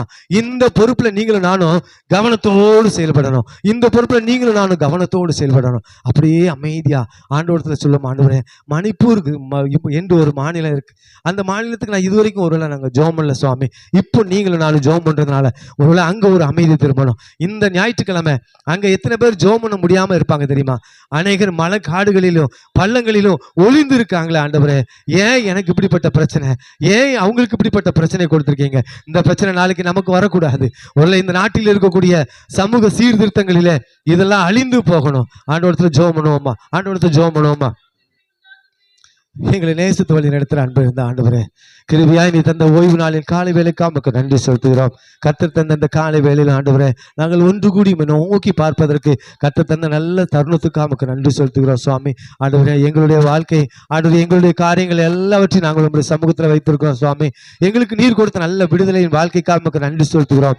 எங்களுக்கு நீர் கொடுத்த நல்ல மறுமலர்ச்சிக்காக நமக்கு நன்றி செலுத்துகிறோம். எங்களை நீர் ஆசீர்வதித்திருக்கிறதுக்காக நமக்கு நன்றி செலுத்துகிறோம் சுவாமி. இந்த நாளும் கூட ஆண்டவரே, மணிப்பூர் மாநிலத்துக்காக நாங்கள் ஜெபிக்கிறோம் சுவாமி. அநேக ஆண்டவரே, இந்த நாட்களில் கூட கர்த்தாவே, ஒரு தொழுது கொள்ள இடம் இல்லாதபடி ஆலயங்கள் நொறுக்கப்பட்டதாகவும் ஆண்டவரே, எங்கெல்லாம் கிறிஸ்தவர்கள் இருக்காங்களோ அங்கெல்லாம் ஆண்டவரே கலவர பூமியாக இருக்கிறது சுவாமி. அந்த மணிப்பூர் மாநிலத்துக்கு நல்ல ஒரு அமைதியை கொடுங்க. மணிப்பூர் மாநிலத்துக்கு நல்ல ஒரு அமைதியை கொடுங்க. ஒரு இந்திய தேசத்துல அந்த மணிப்பூர் மாநிலம் உண்டு. அந்த மணிப்பூர் மாநிலத்துக்கு நல்ல ஒரு அமைதியை கொடுங்க சுவாமி. ஏன் இப்படிப்பட்ட காரியங்கள் வருகிறது? இப்படிப்பட்ட காரியங்களை இன்னும் அனுமதிக்காதபடி சாத்தானுடைய கிரியைகள் அழிந்து போகத்தக்கதாக கர்த்தர் நீர் கிருபை செய்யுங்க. ஒருவேளை நாங்களும் பின்னொரு காலத்துல இப்படிதான் இருந்தோம். ஆனா எங்களுக்கு மிஷினரிகள் வந்தாங்க, அநேக காரியங்கள் நாங்கள் கற்றுக்கொண்டோம் சுவாமி. நாங்கள் இன்னும் பின்னோக்கி செல்லாதபடி எங்களுடைய வாழ்க்கையை கர்த்தர் நீர் முன்னோக்கி செல்ல கர்த்தர் கிருபை செய்யுங்க. தொடர்ந்து எங்களுடைய காரியங்களையும் வரக்கூடிய நாட்களையும் கர்த்தர் பொறுப்படுத்திக் கொள்ளுங்க. மீதியான வேலை என் தேவன் நீர் பொறுப்படுத்திக் கொள்ளுங்க, வழி நடத்துங்க. இயேசு கிறிஸ்து மூலம் ஜெபிக்கிறோம் நல்ல பிதாவே, ஆமென். தயவுசெய்து உட்காருங்க. அல்லேலூயா. கர்த்தருடைய நாமம் மகிமைப்படும்படியாக எல்லா காரியத்தையும் நேர்த்தியாக கருதி செய்து முடிக்கிறார். அல்லேலூயா. துதி ஆராதனை மூலமாக அருமையான சார் வந்திருக்க எல்லாருமே ஆண்டோடைய பணியை செய்கிறாங்க. ஆனால் ஆசிரியர் பணியிலேருந்து அருமையான சார் ரிட்டையர்டாக இருக்கிறாங்க. அருமையான சாமுவேல் சார் அவர்கள் செய்கிற ஊழியம் ஜெப ஊற்று ஊழியம். அல்லேலூயா. காத்திருங்கள், அவர் வருகிறார், அவர் பூமியை நியாயத்திற்கு வருகிறார், அவர் புலகத்தை நீதியோடும் ஜனங்களை சத்தியத்தோடும் நியாயத்திருப்பார். சங்கீதம் 96 ஆண்டவரின் வருகைக்காக காத்திருங்கள், அவர் வருகிறார், அவர் பூமியை நியாயந்தீர்க்க வருகிறார், அவர் பூலோகத்தின் நீதியோடும் ஜனங்களை சத்தியத்தோடும் நியாயந்தீர்ப்பார். சங்கீதம் 96:13. ஆண்டவரின் வருகைக்காக காத்திருங்கள், அவர் வருகிறார், அவர் பூமியை நியாயத்தீர்க்க வருகிறார், அவர் பூலோகத்தை நீதியோடும் ஜனங்களை சத்தியத்தோடும் நியாயத்தீர்ப்பார். சங்கீதம் 96:13. அவர் வானத்தையும் பூமியையும் சமுத்திரத்தையும் அவை யாவையும் உண்டாக்கினவர். அவர் என்றென்றைக்கும் உண்மையை காக்கிறவர். அவர் வருகிறார், அவர் பூமியை நியாயத்தீர்க்க வருகிறார், அவர் பூலகத்தையும் பூமியும் நீதியோடு நியாயத்தீர்க்க வருகிறார். சங்கீதம் 96:13. ஆண்டவரின் வருகைக்காக காத்திருங்கள், அவர் வருகிறார், அவர் பூலோகத்தை நியாயந்தீர்க்க வருகிறார், அவர் ஜனங்களை சத்தியத்தோடு நியாயந்தீர்ப்பார். சங்கீதம் 96:13. ஆண்டவரின் வருகைக்காக காத்திருங்கள், அவர் வருகிறார், அவர் பூமியின் நியாயத்தீர்க்க வருகிறார், அவர் பூலோகத்தை நீதியோடு ஜனங்கள் சத்தியத்தோடு நியாயத்தீர்ப்பார். சங்கீதம் 96:13. ஆண்டவரின் வருகைக்காக காத்திருங்கள், அவர் வருகிறார், அவர் பூமியை நியாயம் தீர்க்க வருகிறார், அவர் பூலோகத்தை நீதியோடும் ஜனங்களை சத்தியத்தோடும் நியாயம் தீர்ப்பார். சங்கீதம் 96:10. என் மேய்ப்பராய் இருக்கிறார். ஆண்டவரின் வருகைக்காக காத்திருங்கள், அவர் வருகிறார், அவர் பூமியை நியாயந்தீர்க்க வருகிறார், அவர் பூலோகத்தை நீதியோடும் ஜனங்களை சத்தியத்தோடும் நியாயந்தீர்ப்பார். சங்கீதம் 96:13. திருவசனம் சொன்ன பிள்ளைகளே, தேவன் அவர்களை ஆசீர்வதிப்பாராக. இன்னும் ஒரு சில அறிவிப்புகளை சொல்லுகிறேன். பிறந்தநாள் காண்கிற அன்பு பிள்ளையோட பெயர் வாசிக்கிறேன். பி ஜெனிடா பொன்மலர் இன்று தங்கள் பிறந்தநாள் கொண்டாடுகிறார்கள். பி பெனிடா தங்கள் பிறந்தநாள் நாளை 25 கொண்டாடுகிறார்கள். ஒரு மணி தலையில் தாழ்த்துவோம். பிறந்தநாள் கொண்டாடுற அன்பு பிள்ளைகளுக்காக ஒரு மணி ஜெபிப்போம். நல்ல பிதாவே, இந்த அருமையான வேலையப்பா அன்பு பிள்ளைகளுக்காக ஜெபிக்கிறோம். ஆண்டவரே, வருஷத்தின் நன்மை முடிவு சுட்ட கத்தர் உன் பாதையில் நெய்யாய் பொழிய பண்ணுவேன்னு சொன்ன ஆண்டவரப்பா. உடைய பிள்ளைகளுக்கு தகப்பனே ஒரு வாரம் நீங்கள் கூட்டி கொடுத்த அந்த கிருபைகளுக்காக ஸ்தோத்திரமப்பா. சங்கீதக்காரன் சொன்ன போல் தகப்பனே, நன்மை கிருமினோட வாழ்க்கையில் பின்தொடர்ந்த வார்த்தையும்படி உடைய பிள்ளையோட ஆசீர்வாதம் தகப்பனே நிறைவை பெற்றுக்கொள்ளும்படியாக நல்ல ஒரு கிருபை நீங்கள் கொடுக்கும்படி செபிக்கிறப்பா. இந்நேரம் சொல்லும்படியாக பிள்ளைகள் மூலமாக தாய் தகப்படும் மகிமையான காரியங்கள் செய்து முடிக்கும்படி செபிக்கிறப்பா. இல்லை தாழ்த்துக்கிறோம், வெறுமையாக்குறோம். நீங்கள் மாத்திரம் மகிமைப்படுங்க. எல்லா துதிக்கான மகிமை அப்போ நம்ம கொருகை செலுத்துகிறோம். பிரியசமாக ஜெபிக்கிறோம் சிவனால பிதாவே, ஆமீன். இப்பொழுது நம்ம வந்திருக்கிற அருமையான சாமுவேல் சார் கர்த்தருடைய வார்த்தை பகிர்ந்து கொள்வார். நாம் யாவர்களை கரங்கள் தட்டி நம்மளை வரவேற்போம். இயேசு கிறிஸ்துவின் ஈடு இணையற்ற நாமத்தினாலே இங்கே வந்திருக்கிற உங்கள் அனைவரையும் வாழ்த்துகிறேன், வரவேற்கிறேன். தேவனாகிய கர்த்தர் எனக்கு கொடுத்த இந்த நல்ல சாக்கியத்திற்காக என் தேவனுக்கு நன்றி செலுத்துகிறேன். முதல் முறையாக நாங்கள் குழுவினராய் இங்கே வந்திருக்கிறோம். தெற்கு காடுவெட்டிக்கு 2013ஆம் ஆண்டிலும் 2016ஆம் ஆண்டிலும் நான் கன்வென்ஷனுக்கு வந்திருக்கிறேன். அதன் பிறகு இந்த பகுதியிலே அதற்கு அதே சேகரத்தினுடைய கிளை சபைக்கு இந்த நாளிலே வர தேவன் உதவி செய்திருக்கிறார். அதற்காக நன்றி செலுத்துகிறேன். என்னுடைய மகன் உங்களுக்கு அருகில் இருக்கக்கூடிய கீழச்சடையமான் குளத்தினுடைய கிழக்கு சபையினுடைய சபை ஊழியராய் இருக்கிறான். அவனுடைய வீடு பிரதிஷ்டை, அதாவது சபை ஊழியர் இல்ல பிரதிஷ்டை அன்னைக்கு நம்ம அருமையான செல்வராய் சாரை அங்கே சந்திக்க முடிந்தது. நாங்கள் பேசிக்கொண்டோம். அப்பொழுது எங்களுடைய ஆலயத்திற்கு வர வேண்டும் என்று சொன்னபோது இந்த நாள் நாங்கள் முன்குறித்தோம். எங்கள் சபை ஊழியரிடத்துல கேட்டு நான் சொல்லுகிறேன் என்று சொல்லி அடுத்த நாளே சபை ஊழியர் ஐயா இடத்துல கேட்டு என்கிட்ட இந்த நாளை முன்குறித்தார்கள்.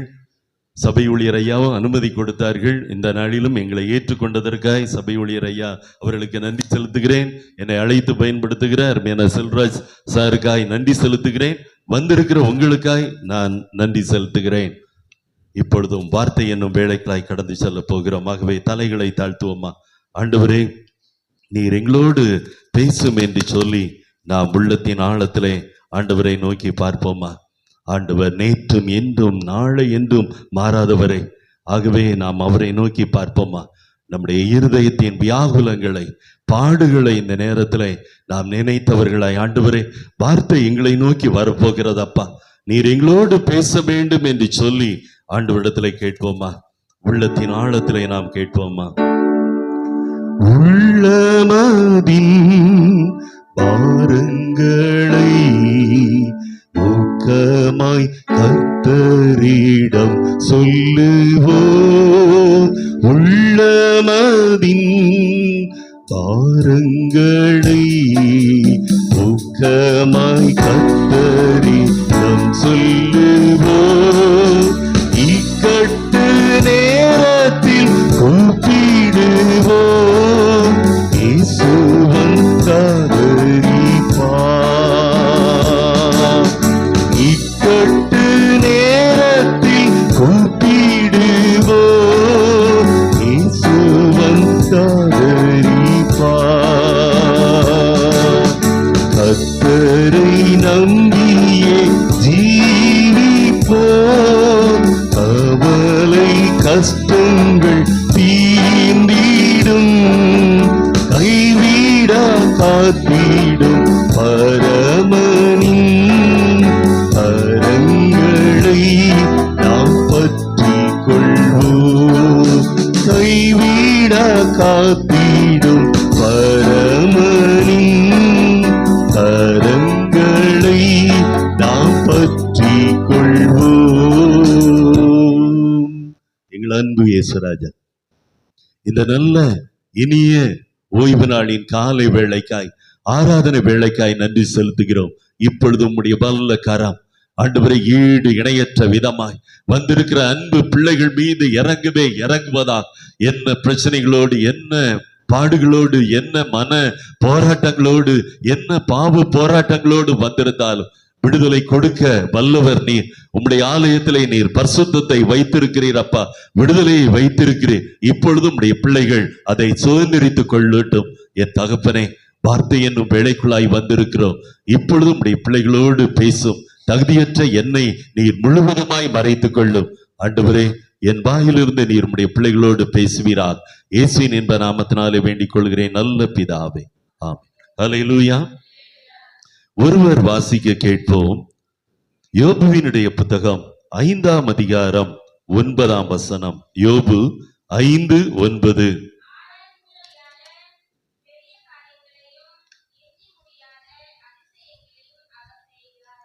என் அன்பு தேவனுடைய பிள்ளைகளை, இந்த வசனம் சொல்கிறது, இது யோபுவினுடைய நண்பன் எலிபாஸ் என்கிற நண்பர் இந்த வார்த்தையை முதலாவது சொல்கிறார்.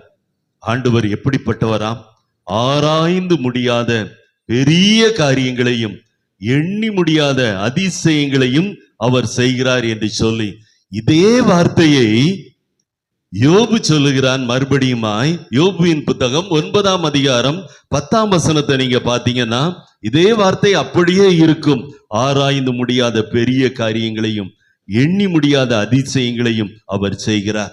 அதே யோபுவின் புத்தகம் 42ஆம் அதிகாரம் 2ஆம் வசனத்துல பாத்தீங்கன்னா, தேவரீ சகலத்தையும் செய்ய வல்லவர், நீர் செய்ய நினைத்தது தடைபடாது என்று அறிந்திருக்கிறேன் என்ற வார்த்தையை நாம் பார்க்கலாம். என் அன்பு தேவனுடைய பிள்ளைகளே, ஆலயத்திற்கு எதற்கு வருகிறோம் தெரியுமா?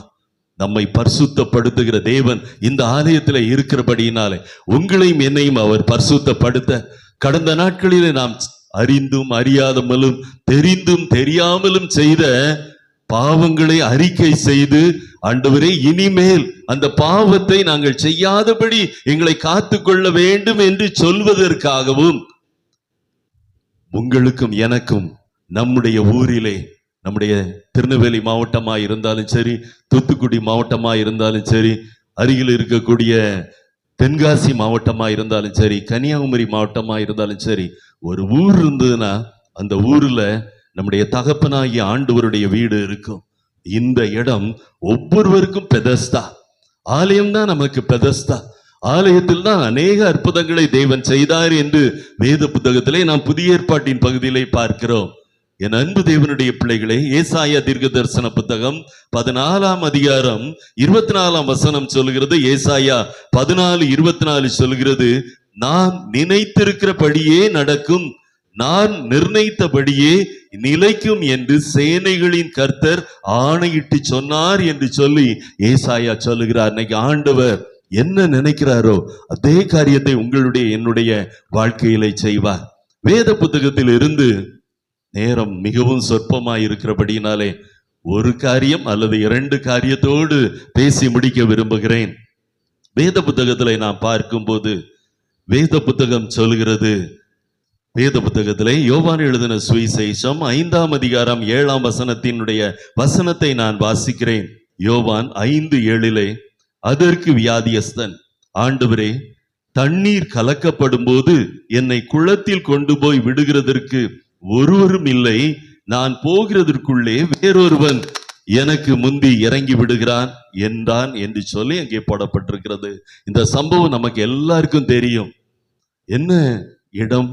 பெதஸ்தா என்கிற ஒரு இடம், 5 மண்டபங்கள் உள்ள ஒரு இடம். அங்கே அநேகர் இருப்பார்களாம். யாரெல்லாம் இருப்பார்கள்? அநேக வியாதியஸ்தர் இருப்பார்கள். அங்கே குருடர் இருப்பாங்க, சப்பானிகள் இருப்பாங்க, சூம்பின உருப்புடையவர்கள் இருப்பார்கள். இவர்கள் எல்லாம் எதுக்கு காத்திருக்காங்க தெரியுமா? திடீரென்று ஒரு தேவதூதன் இறங்குவான், அந்த குளத்தை, அந்த பெதஸ்தா குளத்தை கலக்குவான். அந்த நேரத்திலே ஒரே ஒருவனுக்கு தான் சான்ஸ். எந்த மனிதன் முந்தி இறங்குகிறானோ அந்த மனிதன் பூரண சுகமடைவான். இதுதான் அந்த குளத்தினுடைய மகிமை. இங்கே ஒரு மனிதன் அவன் செய்த பாவத்தின் நிமித்தம் 38 வருஷமா அங்க கிடக்கிறான். அவனுக்கு என்ன இருந்திருக்கும்? எல்லாரும் இறங்கிடுறாங்க, சுகமாயிடுறாங்க. நான் 38 வருஷமா இந்த குளத்தருகிலே கிடக்கிறேன், எனக்கு இன்னும் சுகம் கிடைக்கலையே.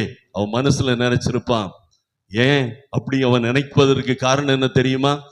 அவன் திருமணம் ஆகாமல் 38 வருஷமா இங்க இருந்திருந்தான்னா அவனுக்கு தாய் இருந்திருப்பாங்க, தகப்பன் இருந்திருப்பாங்க, உடன் பிறந்த சகோதரர்கள் சகோதரிகள் இருந்திருப்பாங்க. அவங்க யாரும் அவனுக்கு உறுதுணையா இல்லை. ஒருவேளை அவன் திருமணமான மனிதனா இருந்தால் அவனுடைய மனைவி இருந்திருப்பாங்க, பிள்ளைகள் இருந்திருப்பாங்க. வேதம் அவங்க குறித்து நமக்கு சொல்லல. ஆனா இவன் 38 வருஷமா கிடக்கிறான். அவன் மனசுல ஒரே ஒரு எண்ணம் இருந்திருக்கும், எனக்கு உதவி செய்ய இனி யாரும் இல்லை. இந்த நேரத்துல நம்முடைய ஆண்டவராகிய இயேசு கிறிஸ்து அந்த பெதஸ்தாவை தேடி வாரார். அவர் பரிசுத்தாவினாலே ஏவப்பட்டு வந்திருக்கலாம். என் அன்பு தேவனுடைய பிள்ளைகளை, ஆண்டவர் சொல்லியிருக்கலாம், பரிசுத்தாவியானவர் சொல்லியிருக்கலாம், 38 வருஷமா தான் செய்த பாவத்தை நிமித்தம் ஒரு மனிதன் குளத்தின் கரையிலே கிடக்கிறான் என்று சொல்லி. நீங்க நல்லா யோசித்து பாருங்க. இயேசு அந்த குளத்து அருகிலே வருகிறார். இந்த மனிதனை தான் பார்க்கிறார். அங்க எத்தனையோ பேர் இருந்திருப்பாங்க, அவங்களை எல்லாம் பார்க்கல. யாரை மட்டும் பார்க்கிறார்? 38 வருஷமாய் வியாதி கொண்டு அங்கே கிடக்கிற மனிதனை பார்க்கிறார். அவனை பார்த்து ஒரு நல்ல வார்த்தை கேட்கிறார், சொஸ்தமடைய விரும்புகிறாயா? நீங்களும் நானும் இருந்தா என்ன சொல்லியிருப்போம்? ஆமாயா ஆமாயா என்று சொல்லியிருப்போம். ஆனா அவன் என்ன சொல்றான் தெரியுமா? ஆண்டவரே, இந்த குளம் கலக்கப்படும் போது என்னை கொண்டு போய் விடுவதற்கு யாரும் இல்லை. அப்ப அவன் உள்ளம் எதை ஏங்கி இருக்கு தெரியுமா? ஐயோ, நான் உதவாரற்று ஒரு மனிதனா இருக்கிறேனே, எனக்கு உதவி செய்ய யாருமே இல்லையே என்று சொல்லி. என் அன்பு தேவனுடைய பிள்ளைகளை, அந்த ஒரு மனிதனுக்கு மட்டும் உன் படுக்கையை எடுத்து நட என்று சொல்லுகிறார். அப்படியே அவன் சுகமாகி போகிறான். அங்க இருந்த வேற யாருக்கும் ஆண்டவர் சுகம் கொடுக்கல. என் அன்பு தேவனுடைய பிள்ளைகளை, இந்த ஆலயம் எதற்காய் வைத்திருக்கிறார் தெரியுமா? இந்த ஆலயத்திற்கு பெரிய ஊழியர்கள் வரலாம், சிறிய ஊழியர்கள் வரலாம், அல்லது என்னை போல ஒன்றுக்கும் உதவாதவன் வரலாம். ஆனா நீங்க நம்பி வர வேண்டியது ஊழியக்காரனை அல்ல, இயேசுவை நம்பி இந்த ஆலயத்துக்கு வந்தா தேவன் என்ன செய்வார் தெரியுமா? உங்களுக்கு ஒரு சுகத்தை கொடுப்பார். இடுப்பு வலி இவ்வளவு நாள் இருந்திருக்கலாம், ஆனா என்ன நடக்கும் தெரியுமா? இந்த நாளிலே நீங்க வந்திருப்பீங்க, உங்களுக்கு ஒரு அற்புதம் நடக்கும். இரவு முழுவதும் தூங்க முடியாத ஒரு நிலையில இருப்பீங்க, சொப்பனமா பார்த்துக்கிட்டு இருப்பீங்க, அல்லது மனதுக்குள்ள அநேக எண்ணங்கள் ஓடிக்கொண்டு இருக்கலாம். ஆனா இன்று வந்திருக்கிறீங்க. தேவன் என்ன செய்வார் தெரியுமா? அவர் பெரியவர், அவர் வல்லவர். அவர் என்ன செய்வார்? உங்களுடைய வாழ்க்கையை அப்படியே மாற்றி போடுவார். அவர் ஆராய்ந்து முடியாத, எண்ணி முடியாத அதிசயங்களை செய்கிறவர். அவரை நம்பி நம்ம வர வேண்டும். இந்த ஆலயத்துல கர்த்தர் இருக்கிறார், ஆண்டவராகிய இயேசு இருக்கிறார். நீங்க அவரை நம்பி வரும்போது என்ன செய்யும் நடக்கும் தெரியுமா? அற்புதம் நடக்கும். என் அன்பு தேவனுடைய பிள்ளைகளே, அடுத்தபடியா ஆண்டவர் ஆலயத்திற்கு போகிறார். அங்க இந்த 38 வருஷம் அந்த பெதஸ்தாவில் அருகிலே கடந்தவன் ஆலயத்துக்குள்ள இருக்கிறான். அப்ப ஆண்டவர் அவனுக்கு ஒரு வார்த்தை சொல்லுகிறார், அதிக கேடானது ஒன்று உனக்கு வராதபடி நீ என்ன செய்யாதப்பா, இனி பாவம் செய்யாத. நீ ஏன் 38 வருஷம் கிடந்த தெரியுமா? நீ செய்த பாவத்தை நிமித்தம் தான் நீ அங்க கிடந்த. ஆகவே இனி பாவம் செய்யாத. என் அன்பு தேவனுடைய பிள்ளைகளை, இன்னைக்கு நீங்களும் நானும் வந்திருக்கிறோம். நம்ம நினைச்சு பார்க்க மாட்டோம், ஆனா அற்புதம் நடக்கும். பாளையங்கோட்டையில செல்வராஜ் என்கிற ஒரு தேவனுடைய ஊழியர் உண்டு. அவரோடு நான் 16 ஆண்டுகள் உடன் ஊழியராய் இருந்திருக்கிறேன். இந்த 2 பேருக்கு ஊழியம் பெருத்து போச்சு. ஆகவே இன்னைக்கு தனித்தனியா செய்கிறோம். அவரோடு இருக்கும்போது ஒரு நாள் அங்க பாளையங்கோட்டையில நேருஜி கலையரங்கம் இப்போ புதுசா மாற்றி அமைச்சிட்டாங்க. இதுக்கு முன்னால அதுதான் நம்முடைய ஊழியர்கள் அநேகர் வரக்கூடிய இடமா இருக்கும். நெல்லை முழுர ஜெபத்துல இருந்து அங்க ஒரு 5 நாள் அல்லது ஒரு வாரம் அங்கே கூட்டம் நடக்கும். இப்படி அநேக ஊழியர்கள் வருவாங்க. நாங்க ஒரு நாள் ஒரு இடத்துல ஊழியத்தை முடிச்சுட்டு ராத்திரி ஒரு 8:15 அந்த பக்கமா கடந்து போக வேண்டி இருந்தது. அப்ப நானும் அந்த ஊழியரும், யாரோ ஒருவர் வந்திருக்கிறார், அவர் என்ன பிரசங்கம் பண்ண போகிறார் என்று கேட்போமே, கொஞ்ச நேரம் நம்ம ஊழியத்தை தான் முடிச்சிட்டோமே என்று சொல்லி நாங்க என்ன நினைச்சோம் தெரியுமா? அங்க ஆரம்பிச்சு எல்லாம் நடந்துகிட்டு இருக்கு. இப்போ அந்த ஊழியர் பிரசங்கம் பண்ணக்கூடிய நேரத்திற்கு முந்திய கொஞ்சம் ஜெப நேரம். அவர் ஜெபம் பண்ணிக்கிட்டு இருக்கார். நாங்க அப்பதான் போய் சேருகிறோம். காம்பவுண்டுக்கு வெளியே நாங்க 2 பேரும் கையை வச்சுட்டு உள்ளுக்கு பார்த்து கொண்டு இருக்கிறோம். அப்போ அந்த ஊழியர் அங்க இருந்து ஜெபம் பண்ணி கொண்டு இருக்கிறார். அப்போ ஒரு வார்த்தை சொன்னார். என்ன சொன்னார் தெரியுமா? இந்த இடத்திற்கு வெளியே, காம்பவுண்டுக்கு வெளியே ஒரு சகோதரன் ஒருவர் நிற்கிறார். அவர் தன்னுடைய இடுப்பு பகுதியிலே பயங்கர வேதனையோடு இருக்கிறார். குனிய முடியாது, நிமிர முடியாது, உட்கார முடியாது, எழும்ப முடியாத ஒரு சூழ்நிலையிலே நின்று கொண்டிருக்கிறார். அவர் இந்த கிரவுண்டுக்கு வெளியே தான் நின்று கொண்டிருக்கிறார். இப்பொழுது தேவனுடைய வல்லமை அவர் மீது இறங்குவதை நான் பார்க்கிறேன். அவரை இப்பொழுது தேவன் சுகமாக்கி கொண்டிருக்கிறார். இப்பொழுது அவர் சுகமாகிறார் என்று சொன்னார். என் பக்கத்துல இருந்தவர் ஒரு தீர்க்கதரிசியான ஊழியர். அவர் ஏன் முதுகுல தட்டிட்டு, பிரதர், இது உங்களுக்கான வார்த்தை தான், உங்களுக்கு தான் ஆண்டவர் சுகமாக்குறான்னு சொல்றாரு என்று சொன்னார். அந்த நிமிடத்தில் தானே, கிட்டத்தட்ட 2007ஆம் ஆண்டு இருக்கும் என்று நான் யோசிக்கிறேன். நான் டெல்லிக்கு ஊழியத்திற்கு போக வேண்டிய நேரம். அந்த குனிய முடியாமல், நிமிர முடியாமல் பல மாதங்களாய் பாடுபட்டேன். அந்த ஜெபத்திற்கு பிறகு அப்படியே சுகமானேன். என் அன்பு தேவனுடைய பிள்ளைகளை, நான் வேடிக்கை தான் பார்க்க போனேன். எங்கள் ஊழியத்தை முடித்து இந்த ஊழியர் எப்படி இந்த ஊழியத்தை செய்ய போகிறார், அவர் எப்படி பிரசங்கிக்க போகிறார் என்று வேடிக்கை பார்க்க தான் போனேன். அங்கே முழுமையாய் நிற்பதற்காய் நாங்கள் போகல. ஆனா தேவன் பாருங்க, அந்த நேரத்தை தெரிந்தெடுத்து கொண்டார். இன்னைக்கு நீங்க வந்திருக்கிறீங்க. நம்ம நினைக்காததெல்லாம் செய்கிறவர் தான் நம்ம ஆண்டவர். அல்லேலூயா. ஆமா, நம்ம நினைச்சது ஒன்னா இருக்கும், ஆண்டவர் நினைக்கிறது ஒன்றாயிருக்கும். ஆகவே என் அன்பு தேவனுடைய பிள்ளைகளை, ஆண்டவர் நம்மை தொடுவார், நம்மை பலப்படுத்துவார். இந்த ஆலயத்துல எப்படி பிரசங்கம் கேட்கணும் தெரியுமா? சும்மா சாதாரணமெல்லாம் வரக்கூடாது. கோழி குழம்பு வெந்துட்டா, நம்ம புருஷன் மட்டன் வாங்கிட்டு வந்துட்டாரா, சிக்கன் வாங்கிட்டு வந்துட்டாரா, இன்னைக்கு போற பக்கம் பார்த்தா 12:15 ஆயிரும் போலுக்க, அப்படின்னு நினைச்சிட்டு இருக்க கூடாது. இன்னைக்கு ஆலயத்திற்கு வந்தா நம்முடைய உள்ளத்தை ஊற்றக்கூடிய ஒரு இடமா இருக்க வேண்டும். அன்னாள் தன் இருதயத்தை எல்லாம் ஊற்றினாளாம். என் அன்பு தேவனுடைய பிள்ளைகளை, நம்ம எதிர்பார்ப்போடு வரணும். அப்பொழுதுதான் தேவன் என்ன செய்வார் தெரியுமா? எதிர்பார்ப்பார். நான் சார்ட்ட கேட்டேன், எத்தனை மணிக்கு ஆரம்பிப்பீங்க, முதல் மணி எத்தனை மணி அப்படின்னு சொல்லி. 10 மணி 10:15 அப்படின்னாங்க. நாங்க 9:30 வந்துட்டோம். ஆமா, ஏதாவது சின்ன பிள்ளைகள்லாம் முதல்ல வரும்னு பார்த்தோம். வந்தவங்க எல்லாம் பெரியவங்க தான் வந்தாங்க. கர்த்தருக்கு ஸ்தோத்திரம். மற்ற சபையிலெல்லாம் குட்டீஸ் வருவாங்க, வயதானவர்கள் வருவாங்க. என் அன்பு தேவனுடைய பிள்ளைகளை, கர்த்தர் பெரியவர். அவரை நாடி, அவரை தேடி நாம் வரும்போது என்ன செய்வார்? தேவன் பெரிய காரியங்களை செய்வார், நம்மை ஆசீர்வதிப்பார். இரண்டாவதாய், வேத புத்தகத்திலே ஒரு மனிதனை சொல்லி முடிக்க விரும்புகிறேன். வேத புத்தகத்திலே லூக்கா எழுதின சுவிசேஷம் 19ஆம் அதிகாரத்திலே ஒரு மனிதனை குறித்து சொல்லப்பட்டிருக்கிறது. அவன் லூக்கா 19:3-4 நான் வாசிக்கிறேன். இயேசு எப்படிப்பட்டவரோ என்று அவரை பார்க்க வகை தேடினான். அவன் குள்ளனானபடியால் ஜனக்கூட்டத்தில் அவரை காணக்கூடாமல் அவர் போகும் வழியில் முன்னதாக ஓடி அவரை பார்க்கும்படி ஒரு காட்டத்தி மரத்தில் ஏறினான். இயேசு எரியோவுக்கு வாரார். அங்கே உள்ள வீதி வழியாய் தன்னுடைய பின்தொடரக்கூடிய தன்னுடைய சீஷர்கள், அங்க இருக்கக்கூடிய மக்களோடு அப்படியே நடந்து வந்து கொண்டிருக்கிறார். அந்த நேரத்துல ஆயக்காரம்னா இன்னைக்கு இன்கம் டாக்ஸ், ஆமா, வரி வசூலிக்கிறவனுக்கு தலைவன். இரண்டாவது அவனை குறித்து சொல்லப்பட்டிருக்கிறது நல்ல ஐஸ்வர்யவான், பணக்காரன்.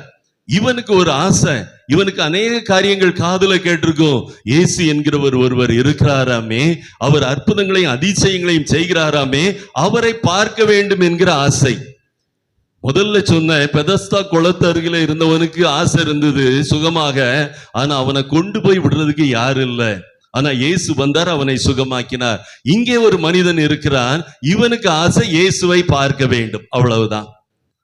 இயேசுட்ட போய் ஜெபம் பண்ணணும், அற்புதங்களை பெறணும், இப்படி எதுவுமே அவனுக்கு இல்லை. இவனுக்கு இருந்த ஒரே ஒரு ஆசை இயேசுவை பார்க்க வேண்டும். எல்லாரும் அவரை பற்றி பெருசா பேசுறாங்க. நானும் ஒரு இன்கம் டாக்ஸ் ஆபீசர், நான் வரி வசூலிக்கிறவர்களுடைய தலைவன். ஆகவே இவனுக்கு அந்த பெருமை அவனுக்குள்ள இருந்திருக்கலாம். ஆனா இந்த மனிதனுக்கு ஆசை என்ன தெரியுமா? இயேசுவை பார்க்க வேண்டும். ஆனா அவனை குறித்து சொல்லப்பட்டிருக்கிறது, அவன் குள்ளமாயிருந்தான். ஜனக்கூட்டத்துல நின்னா நம்ம சின்ன பிள்ளைகள் எப்படி இருக்குமோ அதே மாதிரி அவன் இருந்திருப்பான். ஆகவே அவனுக்கு ஒன்னும் ஓடல. அவன் முதல்ல முயற்சி பண்ணி பார்த்திருப்பான், ஜனக்கூட்டத்துல போய் பார்த்திருப்பான், அவரை பார்க்க முடிந்திருக்காது. ஆகவே அவன் உள்ளத்துல ஒரு எண்ணம் எண்ணுகிறான், நான் அவரை எப்படி பார்க்க. ஆகவே இயேசு வரும் வழியிலே முன்னால ஓடுகிறான். அங்க ஒரு அத்தி மரம் அல்ல, காட்டத்தி மரம். நம்ம இடங்கள்ல பூவரச மரம் உண்டு, அதுல 2 வகை உண்டு, ஒண்ணு நாடு, இன்னொன்னு காடு. இதே மாதிரி அங்கே இருந்த அந்த அத்தி மரம் காட்டத்தி மரம், அத பார்க்கிறான். இந்த வழியா தானே வராரு, நான் எங்கிருந்து பார்ப்பேன்? இந்த காட்டத்தி மரத்துக்குள்ள ஒளிந்திருந்து பார்ப்பேன். இந்த அத்தி மரங்களை குறித்து என்ன சொல்றாங்க தெரியுமா? அத்தி மரம் இலைகள் உள்ளதா இருந்தால், இப்ப இங்க ஒரு பூவரச மரம் நிக்கி அடர்த்தியா இருக்கு, அதுக்குள்ள ஒருத்தன் ஒளிஞ்சிருந்தா கூட தெரியாது. இவனுக்குள்ள என்ன ஆசை? நான் இந்த மரத்துல ஏறுவேன். அப்ப இள வயதிலே அவன் எப்படிப்பட்டவனா இருந்திருக்கான், மரம்லாம் ஏறி பழகி இருக்கான். இவன் இப்போ என்ன யோசிக்கிறான்? இந்த மரத்துல ஏறிட்டான். ஏறி அவன் என்ன நினைச்சிருப்பான்? நான் மறைஞ்சிருக்கிறது யாருக்கும் தெரியாது, இந்த மரத்துல இலைகளை ஒதுக்கி கொண்டு இயேசுவை யார் என்று பார்ப்பேன், மேல இருந்து பார்க்கிறது ரொம்ப நல்லது அப்படின்னு சந்தோஷமா மேல ஏறிட்டான், ஒளிஞ்சிருக்கிறான். இப்போ இயேசுவும் தன்னுடைய சீஷர்களும் அவரை பின்தொடரக்கூடிய ஜனங்களும் வராங்க. அவங்கள பார்த்து அவங்க வந்து கொண்டு இருக்கும்போது இயேசு நிற்கிறார். அப்படியே மரத்தை எட்டி பார்த்திருப்பார். எல்லாரும் யோசிச்சிருப்பாங்க, இயேசுக்கு வயிறு பசிக்கோ, அத்தி மரத்தை பார்த்தோன்னா பழம் எது இருக்கான்னு பார்க்கிறாரோ என்று சொல்லி. அடுத்தபடியா அவருடைய வாயிலிருந்து ஒரு வார்த்தை வருகிறது, சகைவே நீ சீக்கிரமா இறங்கி வா, நான் உன் வீட்டிலே தங்க வேண்டும். எல்லாருக்கும் ஆச்சரியமா இருந்திருக்கும், மரத்தை பார்த்து பேசுறாரு அப்பா, அதுவும் சகைன்னு சொல்றாரு. எப்படி இவர் சொல்றாரு அப்படிங்கும் போது ஜனங்கள் பார்த்துட்டு இருக்கும்போது மேல உள்ள இலைகள்லாம் அசைஞ்சிருக்கும். அப்பதான் அவங்களுக்கு எல்லாம் தெரிஞ்சிருக்கும், அடா படுவாவி பய, மரத்துக்குள்ளே ஒளிஞ்சிருந்தா நமக்குள்ள சகையும் அப்படின்னு எல்லாரும் யோசிச்சிருப்பாங்க. இப்ப மேல இருந்து இறங்கி வாரான். இறங்கி வர்றவனுக்கு பயம். என்ன பயம் இருந்திருக்கும் தெரியுமா? முதல் பயம், நான் ஒளிஞ்சிருந்ததை இவருக்கு எப்படி தெரியும்? நான் ஒளிஞ்சிருந்தது இவ்வளவு அடர்த்தியான மரத்துக்குள்ள ஒளிஞ்சிருக்கிறேன், இவருக்கு எப்படி தெரியும்? ரெண்டாவது அவனுக்கு இருந்த மிகப்பெரிய பயம் என்ன தெரியுமா? என் பேரு சகைன்னு இவருக்கு யாரு சொன்னா?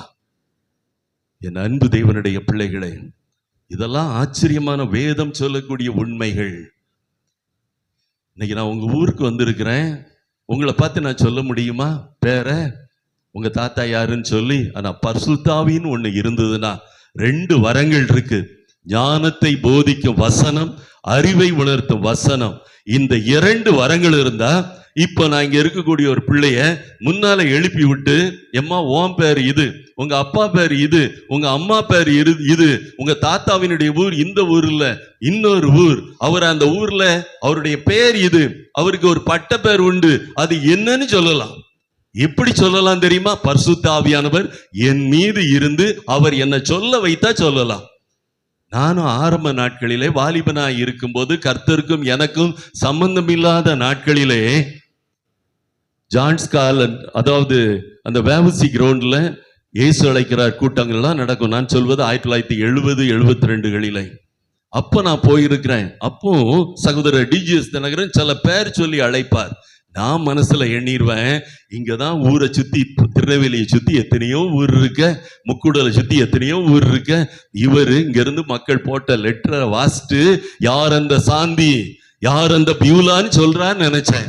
ஆனா இன்னைக்கு இந்த வேதத்தை வாசித்து பரிசுத்தவான்களோடு கர்த்தர் என்னை இணைத்த போது, அதுவும் தமிழகத்தின் தலை சிறந்த தீர்க்கதரிசிகளோடு என்னை இணைக்கும் போதுதான் எனக்கு தெரிஞ்சது, பரிசுத்த ஆவியானவர் இருந்தா ஒரு மனிதனை எப்படிப்பட்டவன் என்று கண்டுகொள்ளலாம். அப்படி ரோட்ல போகும்போதே கண்டுகொள்ளலாம். ஏன்னா தேவன் என்ன பழகு வைத்த ஊழியர்களெல்லாம் அப்படிதான் ஊழியர்களை வைத்தார். நார்வேயில் ஒரு ஊழியர் உண்டு. அவர் பாளையங்கோட்டை மார்க்கெட்டுக்கு வருவாராம். ஒவ்வொரு முறை அங்கே உள்ள கிறிஸ்தவ வியாபாரிகள் என்ன செய்வாங்களாம், எனக்கு ஜோமனுங்க பிரதர் என்று தன் கடைக்குள்ள கூட்டு போய் ஜோமனை வைப்பாங்களாம். இப்படி அங்க ஒரு தேங்காய் கடைக்காரர் இருந்தார். இப்போ அந்த இதெல்லாம் இடிச்சிட்டாங்க. பழைய நாட்களிலே அவர் அந்த இடத்துக்கு போகும்போது அந்த ஊழியர் போய் அந்த கடையில ஜெபம் பண்ணும்போது அந்த கடைக்காரர் சொன்னாராம், பிரதர் இன்னைக்கு காலையில இருந்து இது வரைக்கும் ஒரு வியாபாரம் நடக்க மாட்டேங்குது பிரதர், பக்கத்து கடைக்கெல்லாம் போறாங்க, என் கடையை ஒரு பையிலும் தேடி வர மாட்டேங்காங்க, அவ்வளவு கஷ்டம். ஏன்னா வந்த ஊழியருக்கு காணிக்கை ஏதாவது கொடுக்கணும்னு சொல்லி நினைச்சவரு இவருக்கு குறைச்சு கொடுத்தா போதும் அப்படிங்கிறதுல அவர் சொல்லிவிட்டார். பாருங்க, அவரும் அந்த கடையில ஜெபம் பண்ணார், ஆண்டவரே இந்த மகனை ஆசீர்வதியும், அநேகர் வந்து நல்ல பொருட்களை எல்லாம் வைத்திருக்கிற தேங்காவெல்லாம் வாங்க உதவி செய்யணும் ஜெபம் பண்ணிட்டார். ஜெபம் பண்ணி முடிச்ச உடனே சொன்னார், பிரதர் உங்க பாக்கெட்ல 235 ரூபாய் 50 காசு இருக்கு அப்படின்னு சொன்னாராம். நடுங்கி போனார். ஏன்னா வித்ததெல்லாம் இங்கதான் இருக்கு பாக்கெட்ல. நான் சொல்வது ஒரு 25 வருடங்களுக்கு முன்னால. அப்போ 200 சில்லற ரூபாங்கிறதே பெரிய காரியம். என் அன்பு தேவனுடைய பிள்ளைகளை நீங்களும் நானும் நினைக்கிறதும் அல்ல மட்டுமல்ல, பரிசுத்த ஆவியானவர் என்கிறவரை நீங்களும் நானும் பெற்றுக்கொண்டால் சகல சத்தியத்திற்குள்ளும் வழி நடத்துகிறவர். ஒரு மனிதனை இன்னான் இவன் என்று நாம் அறிந்து கொள்ளலாம். கர்த்தர் நமக்கு சொன்னா, நம்ம நினைத்தா அது வேற போயிரும். ஆமா, ஆண்டவரே அப்படிப்பட்ட அநேக காரியங்களை சொல்லக்கூடியவர். அந்த கிருபை நம்ம ஆண்டவரிடத்துல இருந்தபடியினாலே சகைவே என்று அழைத்தார். அவனுக்கு பயம் உண்டாயிற்று. நான் மறைந்திருந்த இடம் அவருக்கு தெரியுது. 2வது என் பேரு தெரியுது. இப்ப வீட்டுக்கு வரேன்னு சொல்றாரு. இப்ப 3வது பயம், வீட்டுக்கு வந்தா நான் அநியாயமா வாங்கி வீட்டுல நிறைய பொருளெல்லாம் வாங்கி வச்சிருக்கிறேன், என் பேரை தெரிஞ்சவரு, நான் மறைஞ்சிருக்கிற இடத்தை தெரிஞ்சவரு, வீட்டுக்கு வந்தா எவன்ட்டெல்லாம் அநியாயமா வாங்கினதுன்னு தெரிஞ்சிருமே அப்படின்னு அவனுக்கு உள்ளத்துல பயம் உண்டாயிற்று. இந்த பயத்தின் மத்தியில இயேசு நடந்து அவங்க கூட போயிட்டு இருக்கிறார். திடீர்னு நிக்கிறான். நின்னுட்டு சொல்றான், ஆண்டவரே என் ஆஸ்தியில பாதியை ஏழை கொடுத்துடுறேன். இப்ப இவன் இருக்கிற மொத்த சொத்துல முதல்ல பிராயச்சித்தம் செய்யறான். நான் செய்த பாவத்திற்கு ஆண்டவர் அதை வீட்டுக்குள்ள வந்துட்டா தெரிஞ்சிரும். ஆகவே நான் என்ன செய்ய போகிறேன், பாதியை ஏழை கொடுத்துடுறேன், மீதி பாதி சொத்து தான் இருக்கு. இப்ப என்ன சொல்லுகிறான், இந்த பாதி சொத்துல நான் எவனிடத்திலாகிலும் அநியாயமாய் நான் வாங்கினது உண்டானால் 4 கொடுக்கிறேன். 10 வெள்ளி வாங்கியிருந்தோம்னா 40 வெள்ளி அவனுக்கு கொடுத்துடுறேன். அப்ப யோசித்து பாருங்க, பாதி சொத்து தான் இருக்கு, மீதி பாதியில இவன் எவன்ட்டெல்லாம் அநியாயமா வாங்கியிருந்தானோ அவன்கிட்டெல்லாம் என்ன செய்ய போறான், மீதியை கொடுத்துட போறான். அப்ப இவனுக்கு கொஞ்சம் தான் இருக்கு. அப்பதான் ஆண்டவர் சொன்னார், இவன் ஆபிரகாமின் குமாரனா இருக்கிறானே, இந்த வீட்டுக்கு ரட்சிப்பு வந்தது. என் அன்பு தேவனுடைய பிள்ளைகளே, என் ஆண்டவர் வாயிலிருந்து ஒரு கிருபை உள்ள வார்த்தை தான் வந்தது. சகைவே இறங்கி வா, உன் வீட்டிலே தங்க வேண்டும்.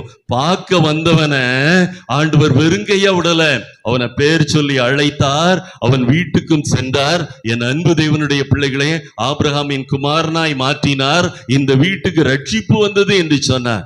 இன்னைக்கு நீங்களும் நானும் வந்திருக்கிறோம். இன்னைக்கு நமக்கு ஆசை இருக்கா? ஆலயத்துக்கு வந்திருக்கிறோம் ஆண்டவருடைய வார்த்தையை கேட்க, ஆண்டவரை பார்க்கணும்னு ஆசை இருக்கா? பார்க்க விரும்பினவனுக்கு ஆண்டவர் பேர் சொல்லி அழைத்து வீட்டுக்கு கூட்டு போனாரே, எவ்வளவு அதிசயமான காரியம், எவ்வளவு அற்புதமான காரியம். இன்னைக்கு உங்களுக்கும் எனக்கும் அதே காரியத்தை செய்வார். நடந்த ஒரு சம்பவத்தை மட்டும் சொல்லி முடிக்க விரும்புகிறேன். கிட்டத்தட்ட 1863 ஆண்டாய் இருக்கலாம் என்று எண்ணுகிறேன். அமெரிக்க தேசத்துல 16வது ஜனாதிபதி ஆபிரகாம் லிங்கன். அங்க வெள்ளையர்களும் இருந்தாங்க, கருப்பின மக்களும் இருந்தாங்க. அவங்களுக்குலாம் அடிக்கடி பிரச்சனை வரும். இவர் என்ன பண்ணினார்? அந்த 16வது ஜனாதிபதியாய் அமெரிக்க ஐக்கிய தேசத்துக்கு வந்தபோது அவங்களும் நம்ம போலதான்ப்பா என்று சொல்லி, அவர்கள் அதுவரைக்கும் அடிமையா இருந்தாங்க, இனிமே யாரையும் கருப்பின மக்களை அடிமைத்தனம் நாம் செய்யக்கூடாது, அவர்கள் சுயாதீனமாய் நம்மை போல உள்ளவர்கள் என்று சொல்லி இவர் விடுதலையை அவருக்கு கொடுத்தார். ஆகவே கருப்பின மக்களுக்கெல்லாம் ஒரு பக்கம் ஆண்டவர் தெய்வமா இருந்தாலும் அந்த தெய்வத்தின் வார்த்தையை நிறைவேற்றி கொடுத்தவர் ஆபிரகாம் லிங்கன் சொல்லி அவரை பார்க்க ரொம்ப ஆசை. ஆபிரகாம் லிங்கனை பார்க்க ரொம்ப ரொம்ப ஆசை. யாருக்கெல்லாம் தெரியுமா? இன்னைக்கு நம்ம செல்லுல பார்த்துடுறோம், டிவியில பார்த்துடுறோம், உலகம் முழுவதையும். ஆனா அந்த நாட்களில் அப்படி இல்லை. ஆமா, அந்த நாட்கள்ல சைக்கிள் கூட இல்லாத நாட்கள். நான் சொல்கிற 1800 வருடங்களிலே.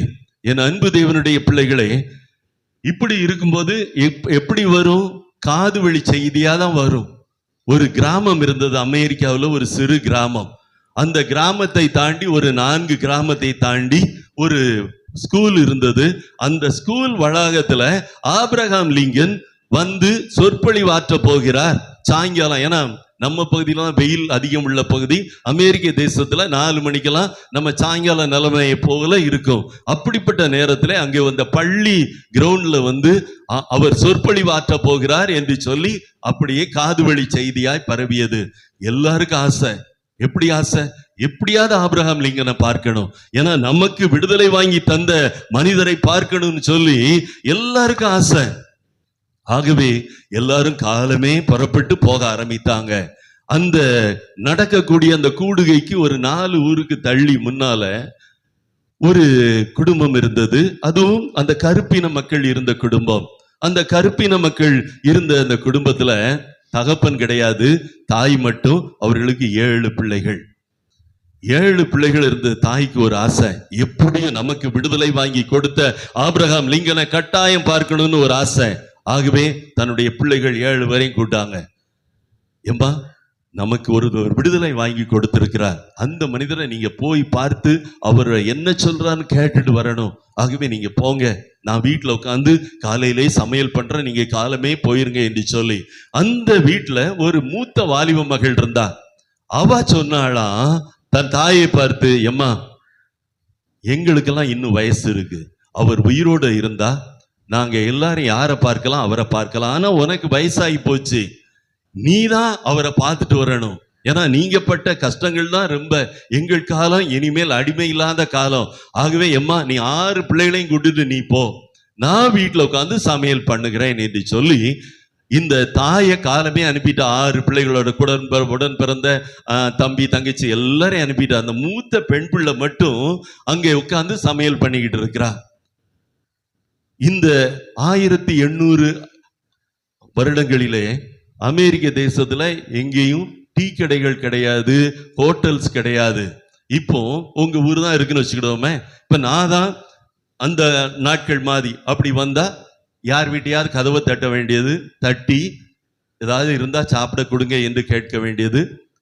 வீட்டில் இருக்கிறவங்க கொடுத்தா அதை சாப்பிட்டுட்டு அதுக்கு பதிலாக ஏதாவது காசை கொடுத்து போகிறது. இப்படிதான் அந்த அமெரிக்க தேசத்துல அந்த 1860களில வெளியில இருந்து வரக்கூடிய மக்கள் ஏதாவது ஒரு வீட்டை கதவை தட்டுவாங்களாம். அந்த கதவை தட்டி அந்த வீட்டுல போய் ஏதாவது கேட்பார்களாம், அவர்கள் கொடுத்தால் சாப்பிடுவாங்களாம். இதே போல இந்த பெண் வீட்டுல சமையல் பண்ணிக்கிட்டு இருக்கிறா. மத்தியான நேரம் இந்த கதவை தட்டும் போது அந்த பெண் கதவை திறக்கிற ஒரு மனிதர் உள்ளுக்கே வருகிறார். எம்மா, சாப்பாடு எது கிடைக்குமா? நான் பக்கத்துல நடக்கிற மீட்டிங் போயிட்டு இருக்கிறேம்மா, பக்கத்துல நடக்கக்கூடிய ஆபிரகாம் லிங்கன் மீட்டிங்காக நான் போயிட்டு இருக்கேன், ஏதாவது உணவு இருந்தா தாமா. உடனே இந்த வாலிப மகள் சொன்னாலாம், எங்க அம்மாவும் என் தம்பி தங்கச்சி 6 பேரும் போயிருக்கிறாங்க ஐயா, நான் அவங்களுக்காக சமையல் பண்ணிட்டு இருக்கேன், இன்னும் ஒரு 1/2 மணி நேரம் நீங்க காத்திருந்தீங்கன்னா நான் என் வீட்டுல சமையலை முடிச்சிடும் உங்களுக்கு தருவேன், 1/2 மணி நேரம் காத்திருக்க முடியுமா? அவர் சரி என்று சொல்லிட்டார். கடைசியில் இவள் சமையல் பண்ணி கொண்டு இருக்கும்போதே பேசுகிறார். உங்க அப்பா எங்க என்று அவர் கேட்கிறார். எங்க அப்பா சின்ன வயசுல இறந்து போயிட்டாங்க. உங்க அம்மா என்ன செய்யறாங்க? பக்கத்து வீடுகள் எல்லாம் போய் வேலை செய்யறாங்க ஐயா, அதுல கிடைக்கிற சம்பாத்தியத்தை வைத்துதான் எங்களை நடத்துறாங்க. பிள்ளைகள்லாம் படிக்கிறாங்களா? இவன் மட்டும் நான் கொஞ்சம் வகுப்பு படித்திருக்கிறேன், படிக்க முடியல ஐயா, என் பிள்ளைக்கு தம்பி தங்கைகள் எல்லாம் படிக்காம தான் இருக்கிறாங்க என்று சொல்லி அவர் இந்த குடும்பத்தின் காரியங்கள் எல்லாம் கேட்டுக்கொண்டார். கடைசியில இவ சமையலை முடிச்சுட்டா. இப்போ அந்த வீட்டுல இருந்த ஒரு உடைந்த சேரை தூக்கி போட்டு அதுக்கு அடையெல்லாம் கட்டி அவரை உட்கார வைத்தார். முன்னால ஒரு ஸ்டூலை தூக்கி போட்டு ஒரு தட்டுல அவருக்கு உணவு கொடுத்தார். சாப்பிட்டு முடித்த உடனே தான் ஏன்னா வெளிநாட்டுகளை எல்லாருமே கோட்டு தான் போட்டிருப்பாங்க, அதுல இருந்து கொஞ்சம் பணத்தை எடுத்து அந்த பெண்ணிடத்துல கொடுத்தாள். உடனே அந்த வாலிப மகள் வாங்கி பார்த்த உடனே பயந்து போனாள். என்னையா நிறைய கொடுக்கீங்களே, நான் கொடுத்த சாப்பாடுக்கு இவ்வளவுதான் கொடுக்கணும், நீங்க எவ்வளவு கொடுத்துருக்கிறீங்க? இல்லம்மா, நீ அப்பா இல்லாத பிள்ளை, உனக்கு இவ்வளவு கஷ்டம் இருக்கு, என்னால முடிந்த ஒரு சின்ன உதவி, ஆகவே நீ இதை வைத்துக்கொள் என்று சொல்லி உடனே அந்த பெண் கேட்டாளாம், நீங்க உங்க பேரை சொல்லுங்களேன், எங்க அம்மா வந்தா இவ்வளவு பெரிய தொகையை கொடுத்துருக்கிறீங்க, நான் எங்க அம்மாட்ட ஒரு வார்த்தை சொல்லணும், இப்படி இந்த ஊர்ல இருந்து ஒருத்தர் வந்தாரு, அவர் கொடுத்தாரு, அவருடைய பேர் இது, நம்முடைய கஷ்டத்தை பார்த்து கொடுத்தாருமான்னு சொல்லணும்னு நினைக்கேன், ஆகவே உங்க பேரை சொல்லுங்க. அவரும் தன்னுடைய பெயரை சொல்லிட்டு போயிட்டாரு. இரவு ஆனது. தாயும் 6 பிள்ளைகளும் வந்தாங்க. வந்த உடனே அவங்க அம்மா, சமையல்லாம் முடிச்சிட்டியாம்மா? மத்தியானமே முடிச்சிட்டம்மா. உடனே இவ கேட்டா, எம்மா நீங்க போனீங்களே, நம்ம ஆபிரகாம் இங்க பாத்தீங்களாமா அப்படின்னு கேட்டா. உடனே அவங்க சொன்னாங்க, இல்லம்மா, பெரிய கூட்டம், எல்லாம் கருப்பின மக்கள் தான் இருந்தாங்க, அவ்வளோ பெரிய கூட்டம், நாங்க ஒரு ஓரமா நின்னோம், தூரமா பார்த்தோம், ஒரு ஒல்லியான ஒரு உருவத்துல ஒருத்தர் நின்று பேசிக்கிட்டு இருந்தாரு, அங்க வச்சிருந்த சின்ன ஒலிபெருக்கி மூலம் லேசா எங்க காதுகளுக்கு அந்த சத்தம் வந்தது, அவரை பார்க்க முடியலம்மா, அதனால அவருடைய தோற்றம் மட்டும் அப்படி தூரமா தெரிஞ்சதுமா, பார்த்துட்டு வந்தோம்மா அப்படின்னு சொல்லும்போது இந்த மகள் சொன்னா, இவன் நம்ம வீட்டுக்கு ஆபிரகாம் லிங்கன் வந்தார் தெரியுமாம்மா? தாய்க்கு ஒன்றும் புரியல. ஏம்மா, நம்ம ஆபிரகாம் லிங்கன் இங்க வந்தாருமா, நான் அவரை முகமுகமா பார்த்தம்மா, இங்கதாம்மா உட்கார வச்சிருந்தேன், இந்த சேர்ல தான் உட்கார வச்சிருந்தேன், இந்த ஸ்டூல்ல தான் சாப்பாடு போட்டு கொடுத்தேன், நான் பாருங்க அவர் கொடுத்த பணம். தாய்க்கு ஒண்ணுமே புரியல. அவர் ஒரு சாதாரண மனிதனாய் அந்த ஏழை வீட்டுல வந்து சாப்பிட்டா. எந்த பெண் இயேசுவை அந்த ஆபிரகாம் லிங்கனை பார்க்க விரும்பவில்லை, இன்னொரு காலம் எனக்கு கிடைக்கும் என்று சொன்னாலோ, தேவன் பாருங்க அவருடைய சித்தத்தின்படி அந்த மனிதரையே அந்த வீட்டுக்கு அனுப்பினார். அந்த ஆபிரகாம் லிங்கனை ஒரு தகப்பனிடத்துல பேசுவது போல 2 பேரும் உட்கார்ந்து பேசிக்கிட்டு இருந்தாங்க. இந்த பெண் கொடுத்த உணவை சாப்பிட்டாள், அப்படியே சென்றார் அவர். ஆனா அவருடைய தாயோ மற்றவர்களோ தூரத்தில் அவரை பார்க்க முடிந்தது. என் அன்பு தேவனுடைய பிள்ளைகளை, இந்த ஆலயத்திற்கு எதற்கு வருகிறோம் தெரியுமா? நம்முடைய ஆண்டவராகிய இயேசுவை பார்க்க வருகிறோம், அவருடைய வார்த்தையை கேட்க வருகிறோம், அவர் கொடுக்கிற சுகத்தை, பலத்தை, ஆசீர்வாதத்தை பெறுவதற்காக தான் இந்த ஆலயத்துக்கு வருகிறோம். மறந்து விடாதீர்கள், நாம் நினைத்தது வந்தது ஒன்றாயிருக்கலாம், ஆனால் ஆண்டவரை பார்க்க விரும்பிய சகைவுக்கு அவன் வீட்டுக்கு சென்றார், அவனை ஆபிரகாமின் குமாரனாக்கினார், இந்த வீட்டுக்கு ரட்சிப்பு வந்தது என்று சொன்னார். பெதஸ்தா குளத்திலே இனி ஒரு காலம் எனக்கு சுகம் கிடைக்காது, என்னை கொண்டு போய் யாரும் ஒருவரும் இல்லை என்று சொன்ன மனிதனுக்கு இயேசுவே வந்து சுகமாக்கினார். தலைகளை தாழ்த்துவோமா, ஜெபித்து முடிப்போம். ஆண்டவரிடத்துல சொல்வோம், நாங்கள் நினைத்தது ஒன்றாயிருக்கலாம் அப்பா, ஆனால் நடப்பது உம்முடைய சித்தத்தின்படிதான் நடக்கும். என் தகப்பனே, நீர் எங்களை தொடக்கூடிய வல்லவர், நீர் எங்களை ஆண்டவரை ஆசீர்வதிக்க வல்லவர். என் தகப்பனை, உம்முடைய பாதத்துல விழுகிறோம் அப்பா.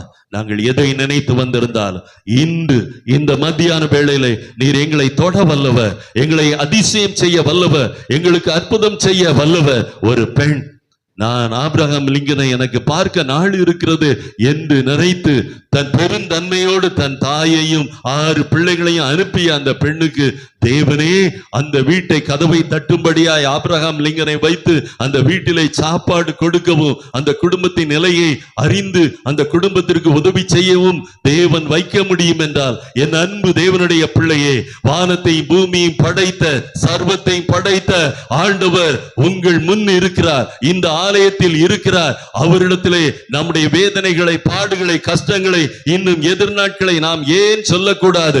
ஆண்டவரிடத்திலே சொல்லுவோமா, ஆண்டவரே ஆண்டவரே எனக்கு வரக்கூடிய நாட்களிலே இந்த பிரச்சனைகளை எல்லாம் மாற்றி தாரு.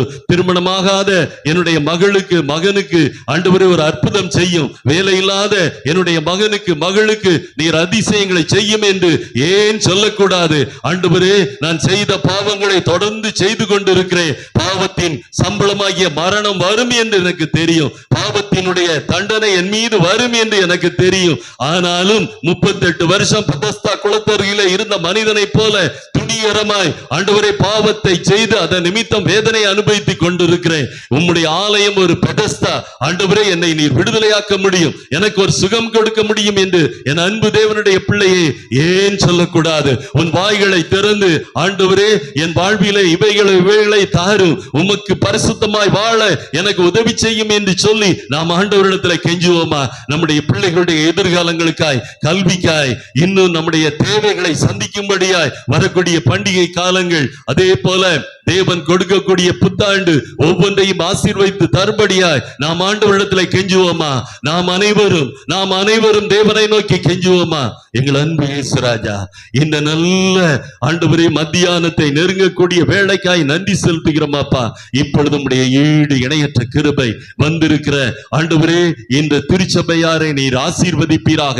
அப்படியே ஒலிபெருக்கிலே கேட்டுக்கொண்டிருக்கிற பிள்ளைகள் மீதும் உம்முடைய வல்ல கரத்தை வைப்பீராக. ஆண்டவரே, நேற்றும் இன்றும் மாறாத தேவனுடைய வல்ல கரம் வந்திருக்கிற பிள்ளைகளை தொடுவதாக ராஜா. இப்பொழுதும் யார் யார் பலவீனமாய் சுகவீனமாய் இந்த ஆலயத்திற்குள்ளாய் இருந்தாலும், ஆண்டவரே ஆலயத்திற்கு வெளியே ஒலிபெருக்கிலே யார் கேட்டுக்கொண்டிருந்தாலும் இப்பொழுதும் சுகமளிக்க வல்லமை அவர்களுக்குள்ளே பாய்ந்து செல்வதாக, ஒரு விடுதலை, ஒரு சுகம் இப்பொழுது அவர்களுக்கு சம்பவிப்பதாக.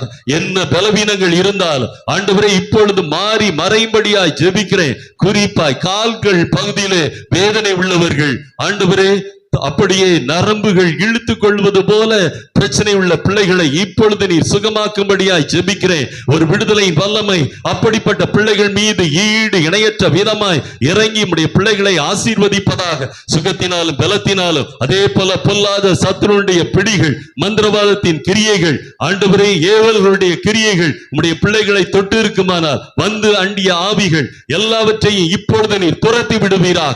உம்முடைய வல்லமை அப்படிப்பட்ட பிள்ளைகள் மீது ஈடு இணையற்ற விதமாய் இப்பொழுது இறங்குவதாக. ஆண்டவரே, இந்த திருச்சபையின் குடும்பங்கள் ஒவ்வொருவரையும் நீர் ஆசீர்வதிப்பீராக. பலவீனரை பலப்படுத்துவீராக. வயதான அன்பு பெற்றோரை உம்முடைய கிருபையினாலே நீர் ஏந்தி சுமந்து தப்புவிப்பீராக.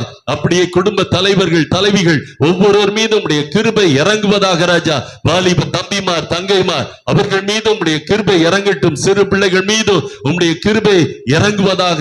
இந்த செகண்ட் டைம்ல ஆண்டவரே ஆப்பேளி நெருங்கி கொண்டிருக்கிற நேரத்தில் உம்முடைய பிள்ளைகளுக்கு ஞானத்தையும் கிருபையும் தருவீராக. என் தகப்பனே, தடைகள் எல்லாவற்றையும் மாற்றும். உம்முடைய கிருபை உம்முடைய பிள்ளைகள் மீது வையும்.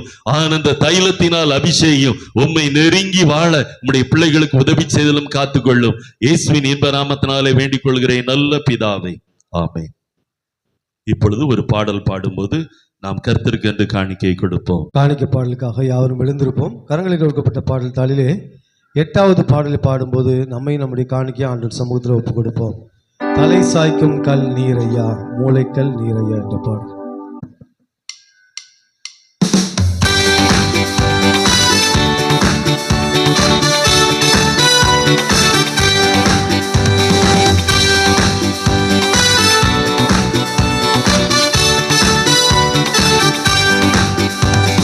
தலை சாய்க்கும் கல் நீரையா, மூளைக்கல் நீரையா, நான் நம்பி தலை சாய்க்கும் கல் நீரையா, மூளைக்கல் நீரையா.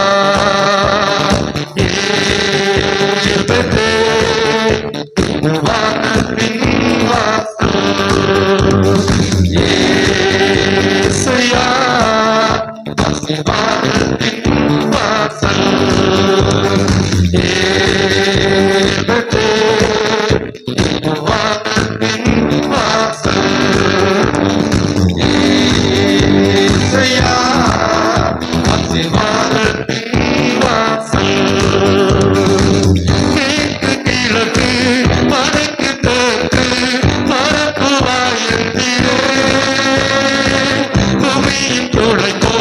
சந்ததி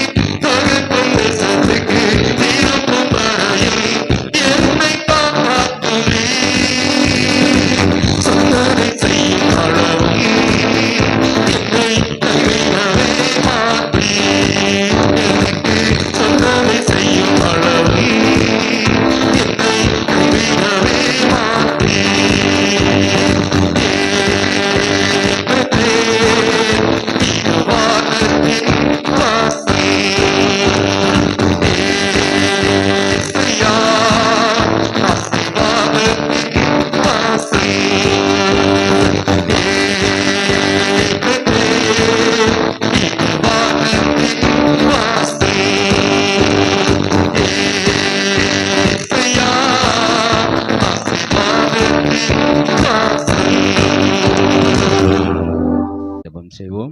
நல்ல பிதாவே, இந்த அருமையான வேலையப்பா நீங்கள் தந்த ஒரு மகிழ்ச்சியான ஒரு நாளை நீங்கள் கிருபை தந்ததுக்காக சொல்கிறோமப்பா.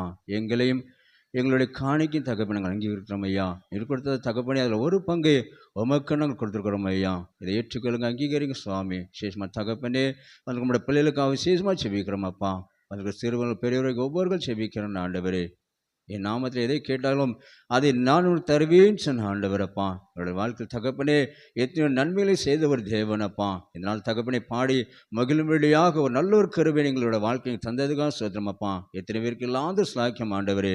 எங்களோட வாழ்க்கையில் நீர் கருவை நீர் தந்த அந்த கருவியலுக்காக மறுபடியும் உங்களுக்கு நாங்கள் நன்றிகளை துதி நாங்கள் கொடாடு கொடி நாங்கள் சோதனைகள் ஏறெடுக்கிறோம் ஐயா. இதை ஏற்றுக்கொள்ளுங்க, அங்கீகரிக்கும்படியா செபிக்கிறப்பா. விசேஷமாக தகப்பனே வந்து நம்முடைய ஊழியக்கார பிள்ளைகளுக்காக விசேஷமாக செபிக்கிறேன் ஆண்டவரே. ஜெப ஊழியம் என்று சொல்லி நாங்கள் பார்க்கிறோம் ஐயா.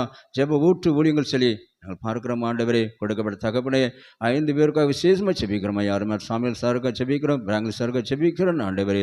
சிறை சாருக்காக செபிக்கிறோம் அப்பா. கோயில்ராஜ் சாருக்காக ஜெபிக்கிறோம் ஆண்டவரே. அன்பு தமிழ் சாம்சனுக்காக ஜெபிக்கிறோம் அப்பா. கத்திர அவருடைய ஊழியத்தை எல்லை கத்திர விசாலமாக்கி நீங்கள் எல்லை நீங்கள் இன்னும் நீங்கள் பெருக பண்ணும்படியா செபிக்கிறப்பா. ஊழியர்கள் கத்திர ஆசிரியங்க அவர் சரி ஆசிரிய பணியில் கத்திர இன்னும் நீங்கள் ஆசிரமம் நீங்கள் கொடுக்கும்படியா செபிக்கிறப்பா. குடும்பங்களுக்கு ஆசிரியங்க, பிள்ளைகளை கத்திர நீங்கள் ஆசிரமம் நீங்கள் கொடுக்கும்படியா செபிக்கிறப்பா. ஒருவன் எனக்கு ஊழிய செய்தால் அவனின் பிதாவனர் கனம் பண்ணுவார் சொன்ன வார்த்தைப்படி கத்திரங்களை கனப்படுத்தி இன்னும் மேலான கரை செய்து முடிக்கும்படி செபிக்கிறப்பா. விசேஷமாக தகவலே திருச்சி இருக்க பிள்ளைகள் ஒவ்வொரு கால் செபிக்கிறோம் ஆண்டவரே. என்னென்ன காரியங்கள் நம்மளோட சமுத்திர விண்ணப்பம் செய்கிறார்களோ அந்த விண்ணப்பத்தை கேட்டு பதில் கொடுக்கும்படி செபிக்கிறப்பா. அந்த புதிய வாரம் தகப்பனை போகும் பொழுது என்னோட பிள்ளைகள் தகப்பனை நம்மளோட சமூகம் முன்பாக செல்லும்படியாக செபிக்கிறோமா. செபிக்கிற ஆண்டவரே. அவர்கள் எங்கு கடன் சென்றாலும் நான் உனக்கு முன்பாக செல்லுவேன் சொன்ன வார்த்தைப்படி நீரே தகப்பனே அவர்கள் முன்பா நீங்கள் செல்லும்படியாக செபிக்கிறப்பா. எங்கள் குடும்பத்தில் பிள்ளைகளப்பா கட்டிட சொல்லி செய்கிற பிள்ளைகள் அநேகர் இருக்கிறாங்களப்பா. பிள்ளைகள் கத்திர ஆசிரியக்கும்படியாக செபிக்கிறேன் ஆண்டவரே. உன் கையின் பிரயாசத்தை நீ சாப்பிடுவாய், உனக்கு பாக்கியமும் நன்மை உண்டாகும் என்று சொன்ன ஆண்டவரப்பா. தொழில் மூலமாக இன்னும் தகப்பனே அது ஆசிரியர் நிறைவான ஆசிரியர் நீங்கள் கொடுக்கும்படியாக செபிக்கிறோமப்பா. வியாபார செய்கிற பிள்ளைகளுக்காக செபிக்கிறோம் ஆண்டவரே. வியாபாரத்துக்கு கத்திர எல்லை கத்திர விசாலமாக்கி அந்தந்த நாளுக்குள்ள தகப்பனை படி நான் உனக்கு அளந்து தருவேன் சொன்ன ஆண்டவரப்பா. அது கேட்ட நல்ல ஒரு ஆசீர்வாதம் ஒரு நிறைவான ஆசிரியர் நீங்கள் கொடுக்கும்படியாக செபிக்கிறோமப்பா. விவசாய செய்கிற பிள்ளைகளுக்காக செபிக்கிறோம் ஆண்டவரே. மலைக்காக காத்திருக்க பிள்ளைகளுக்காக தகப்பனே ஏற்ற வேலை தகவல் எங்களுக்கு வேண்டிய நல்ல பருவங்களை கொடுக்கும்படி செபிக்கிறப்பா. நாட்டுகளாக நட்டுருக்கிறாங்களப்பா, ஏற்ற வேலை நடும்படியாக ஒரு நல்ல ஒரு கிருபை நீர் கொடுக்கும்படி செபிக்கிறப்பா. ஒளி சிறு பிள்ளைகளுக்காக செபிக்கிறோம் ஆண்டவரே. ஒளித்தின் பாதை கத்திர எல்லை கத்திர விசாலமாக்கி நீங்கள் கொடுக்கும்படி செபிக்கிறப்பா. எங்கள் குடும்பத்தின் பிள்ளைகளப்பா ஒளித்தின் மூலமாக ஒரு நிறைவான ஆசிரியர் பெற்றுக்கொள்ளும்படியாக ஒரு நல்ல ஒரு பாக்கியம் கிருபை நீங்கள் கொடுக்கும்படி செபிக்கிறப்பா. விசேஷமாக தகப்பனே அரசாங்கத்தில் பணிபுரிய பிள்ளைகளுக்காக செபிக்கிறோம். அதில் ரிட்டராக பிள்ளைகள் ஒவ்வொரு காலம் செபிக்கிறோம் ஐயா. எங்கள் குடும்பத்தின் பிள்ளைகள் தகப்பனே 35 குடும்பங்களுக்காக விசேஷமாக செபிக்கிறோமாப்பா. இந்த தகப்பனே கத்திர எல்லை கத்திர விசாலமாக்க இன்னும் அநேகருக்கு நான் சாட்சியாக இருக்க நீர் கிருபை நீர் கொடுக்கும்படி செபிக்கிறப்பா. எங்கள் குடும்பத்தில் பிள்ளைகளப்பா வெளியூரில் வெளி மாவட்டத்தில் வெளி தேசத்தில் பிள்ளை ஒவ்வொரு காலம் செபிக்கிறோம் ஐயா. எங்களை பாதுகாத்து வந்த தேவன், எங்களை ஆசீர்வதித்த தேவன், எங்கள் குடும்பத்தில் பிள்ளை கத்திர நீங்கள் நிறைவான ஆசிரியங்கள் கொடுக்கும்படி செபிக்கிறப்பா. இந்த தகப்பனே நாங்கள் கேட்க தெரியப்பட்ட ஒவ்வொரு நன்மை எங்களோட வாழ்க்கையில் ஒரு நிறைவான ஆசிரியங்கள் கொடுக்கும்படி செபிக்கிறப்பா. எங்கள் சீக்கிரத்துக்காக செபிக்கிறோம், சீக்கிரத்து குருவானருக்காக செபிக்கிறோம் அப்பா. கொடுக்கப்பட்ட மனைவி பிள்ளை கத்திர ஆசீர்வாதம் நீங்கள் கொடுக்கும்படி செபிக்கிறப்பா. கிளை சபையில் ஒவ்வொன்றுக்காக செபிக்கிறோம் அப்பா. வளர்ந்து பெருக்கும்படியாக ஒரு பெரிய ஒரு மாற்றத்தை நீங்கள் கொடுக்கும்படி செபிக்கிறப்பா. இந்த சிறு ஜபத்தின் மூலமாக என் ஆண்டவர் பெரிய ஒரு காரியங்கள் செய்ய போகிற கிருபையிலுக்காக செலுத்துறோமப்பா. எங்களை தாழ்த்துக்கிறோம், பெருமையாக்குறோம். நீங்கள் மாத்திரம் மகிமைப்படுங்க. எல்லா துதி கனம் மகிமை அப்பா நமக்கு ஒருவருக்கே செலுத்துகிறோம். மீட்பர் இயேசு ஜெபிக்கிறோம் சிவனல்ல பிதாவே. நம்முடைய கர்த்தராகிய இயேசு கிறிஸ்துவின் கிருபை, பிதாவுடைய தேவனுடைய அன்பு, பரிசுத்தமுடைய ஐக்கியமும் நம்முடைய இரண்டும் சதாகாலம் தங்கி இருப்பதாக.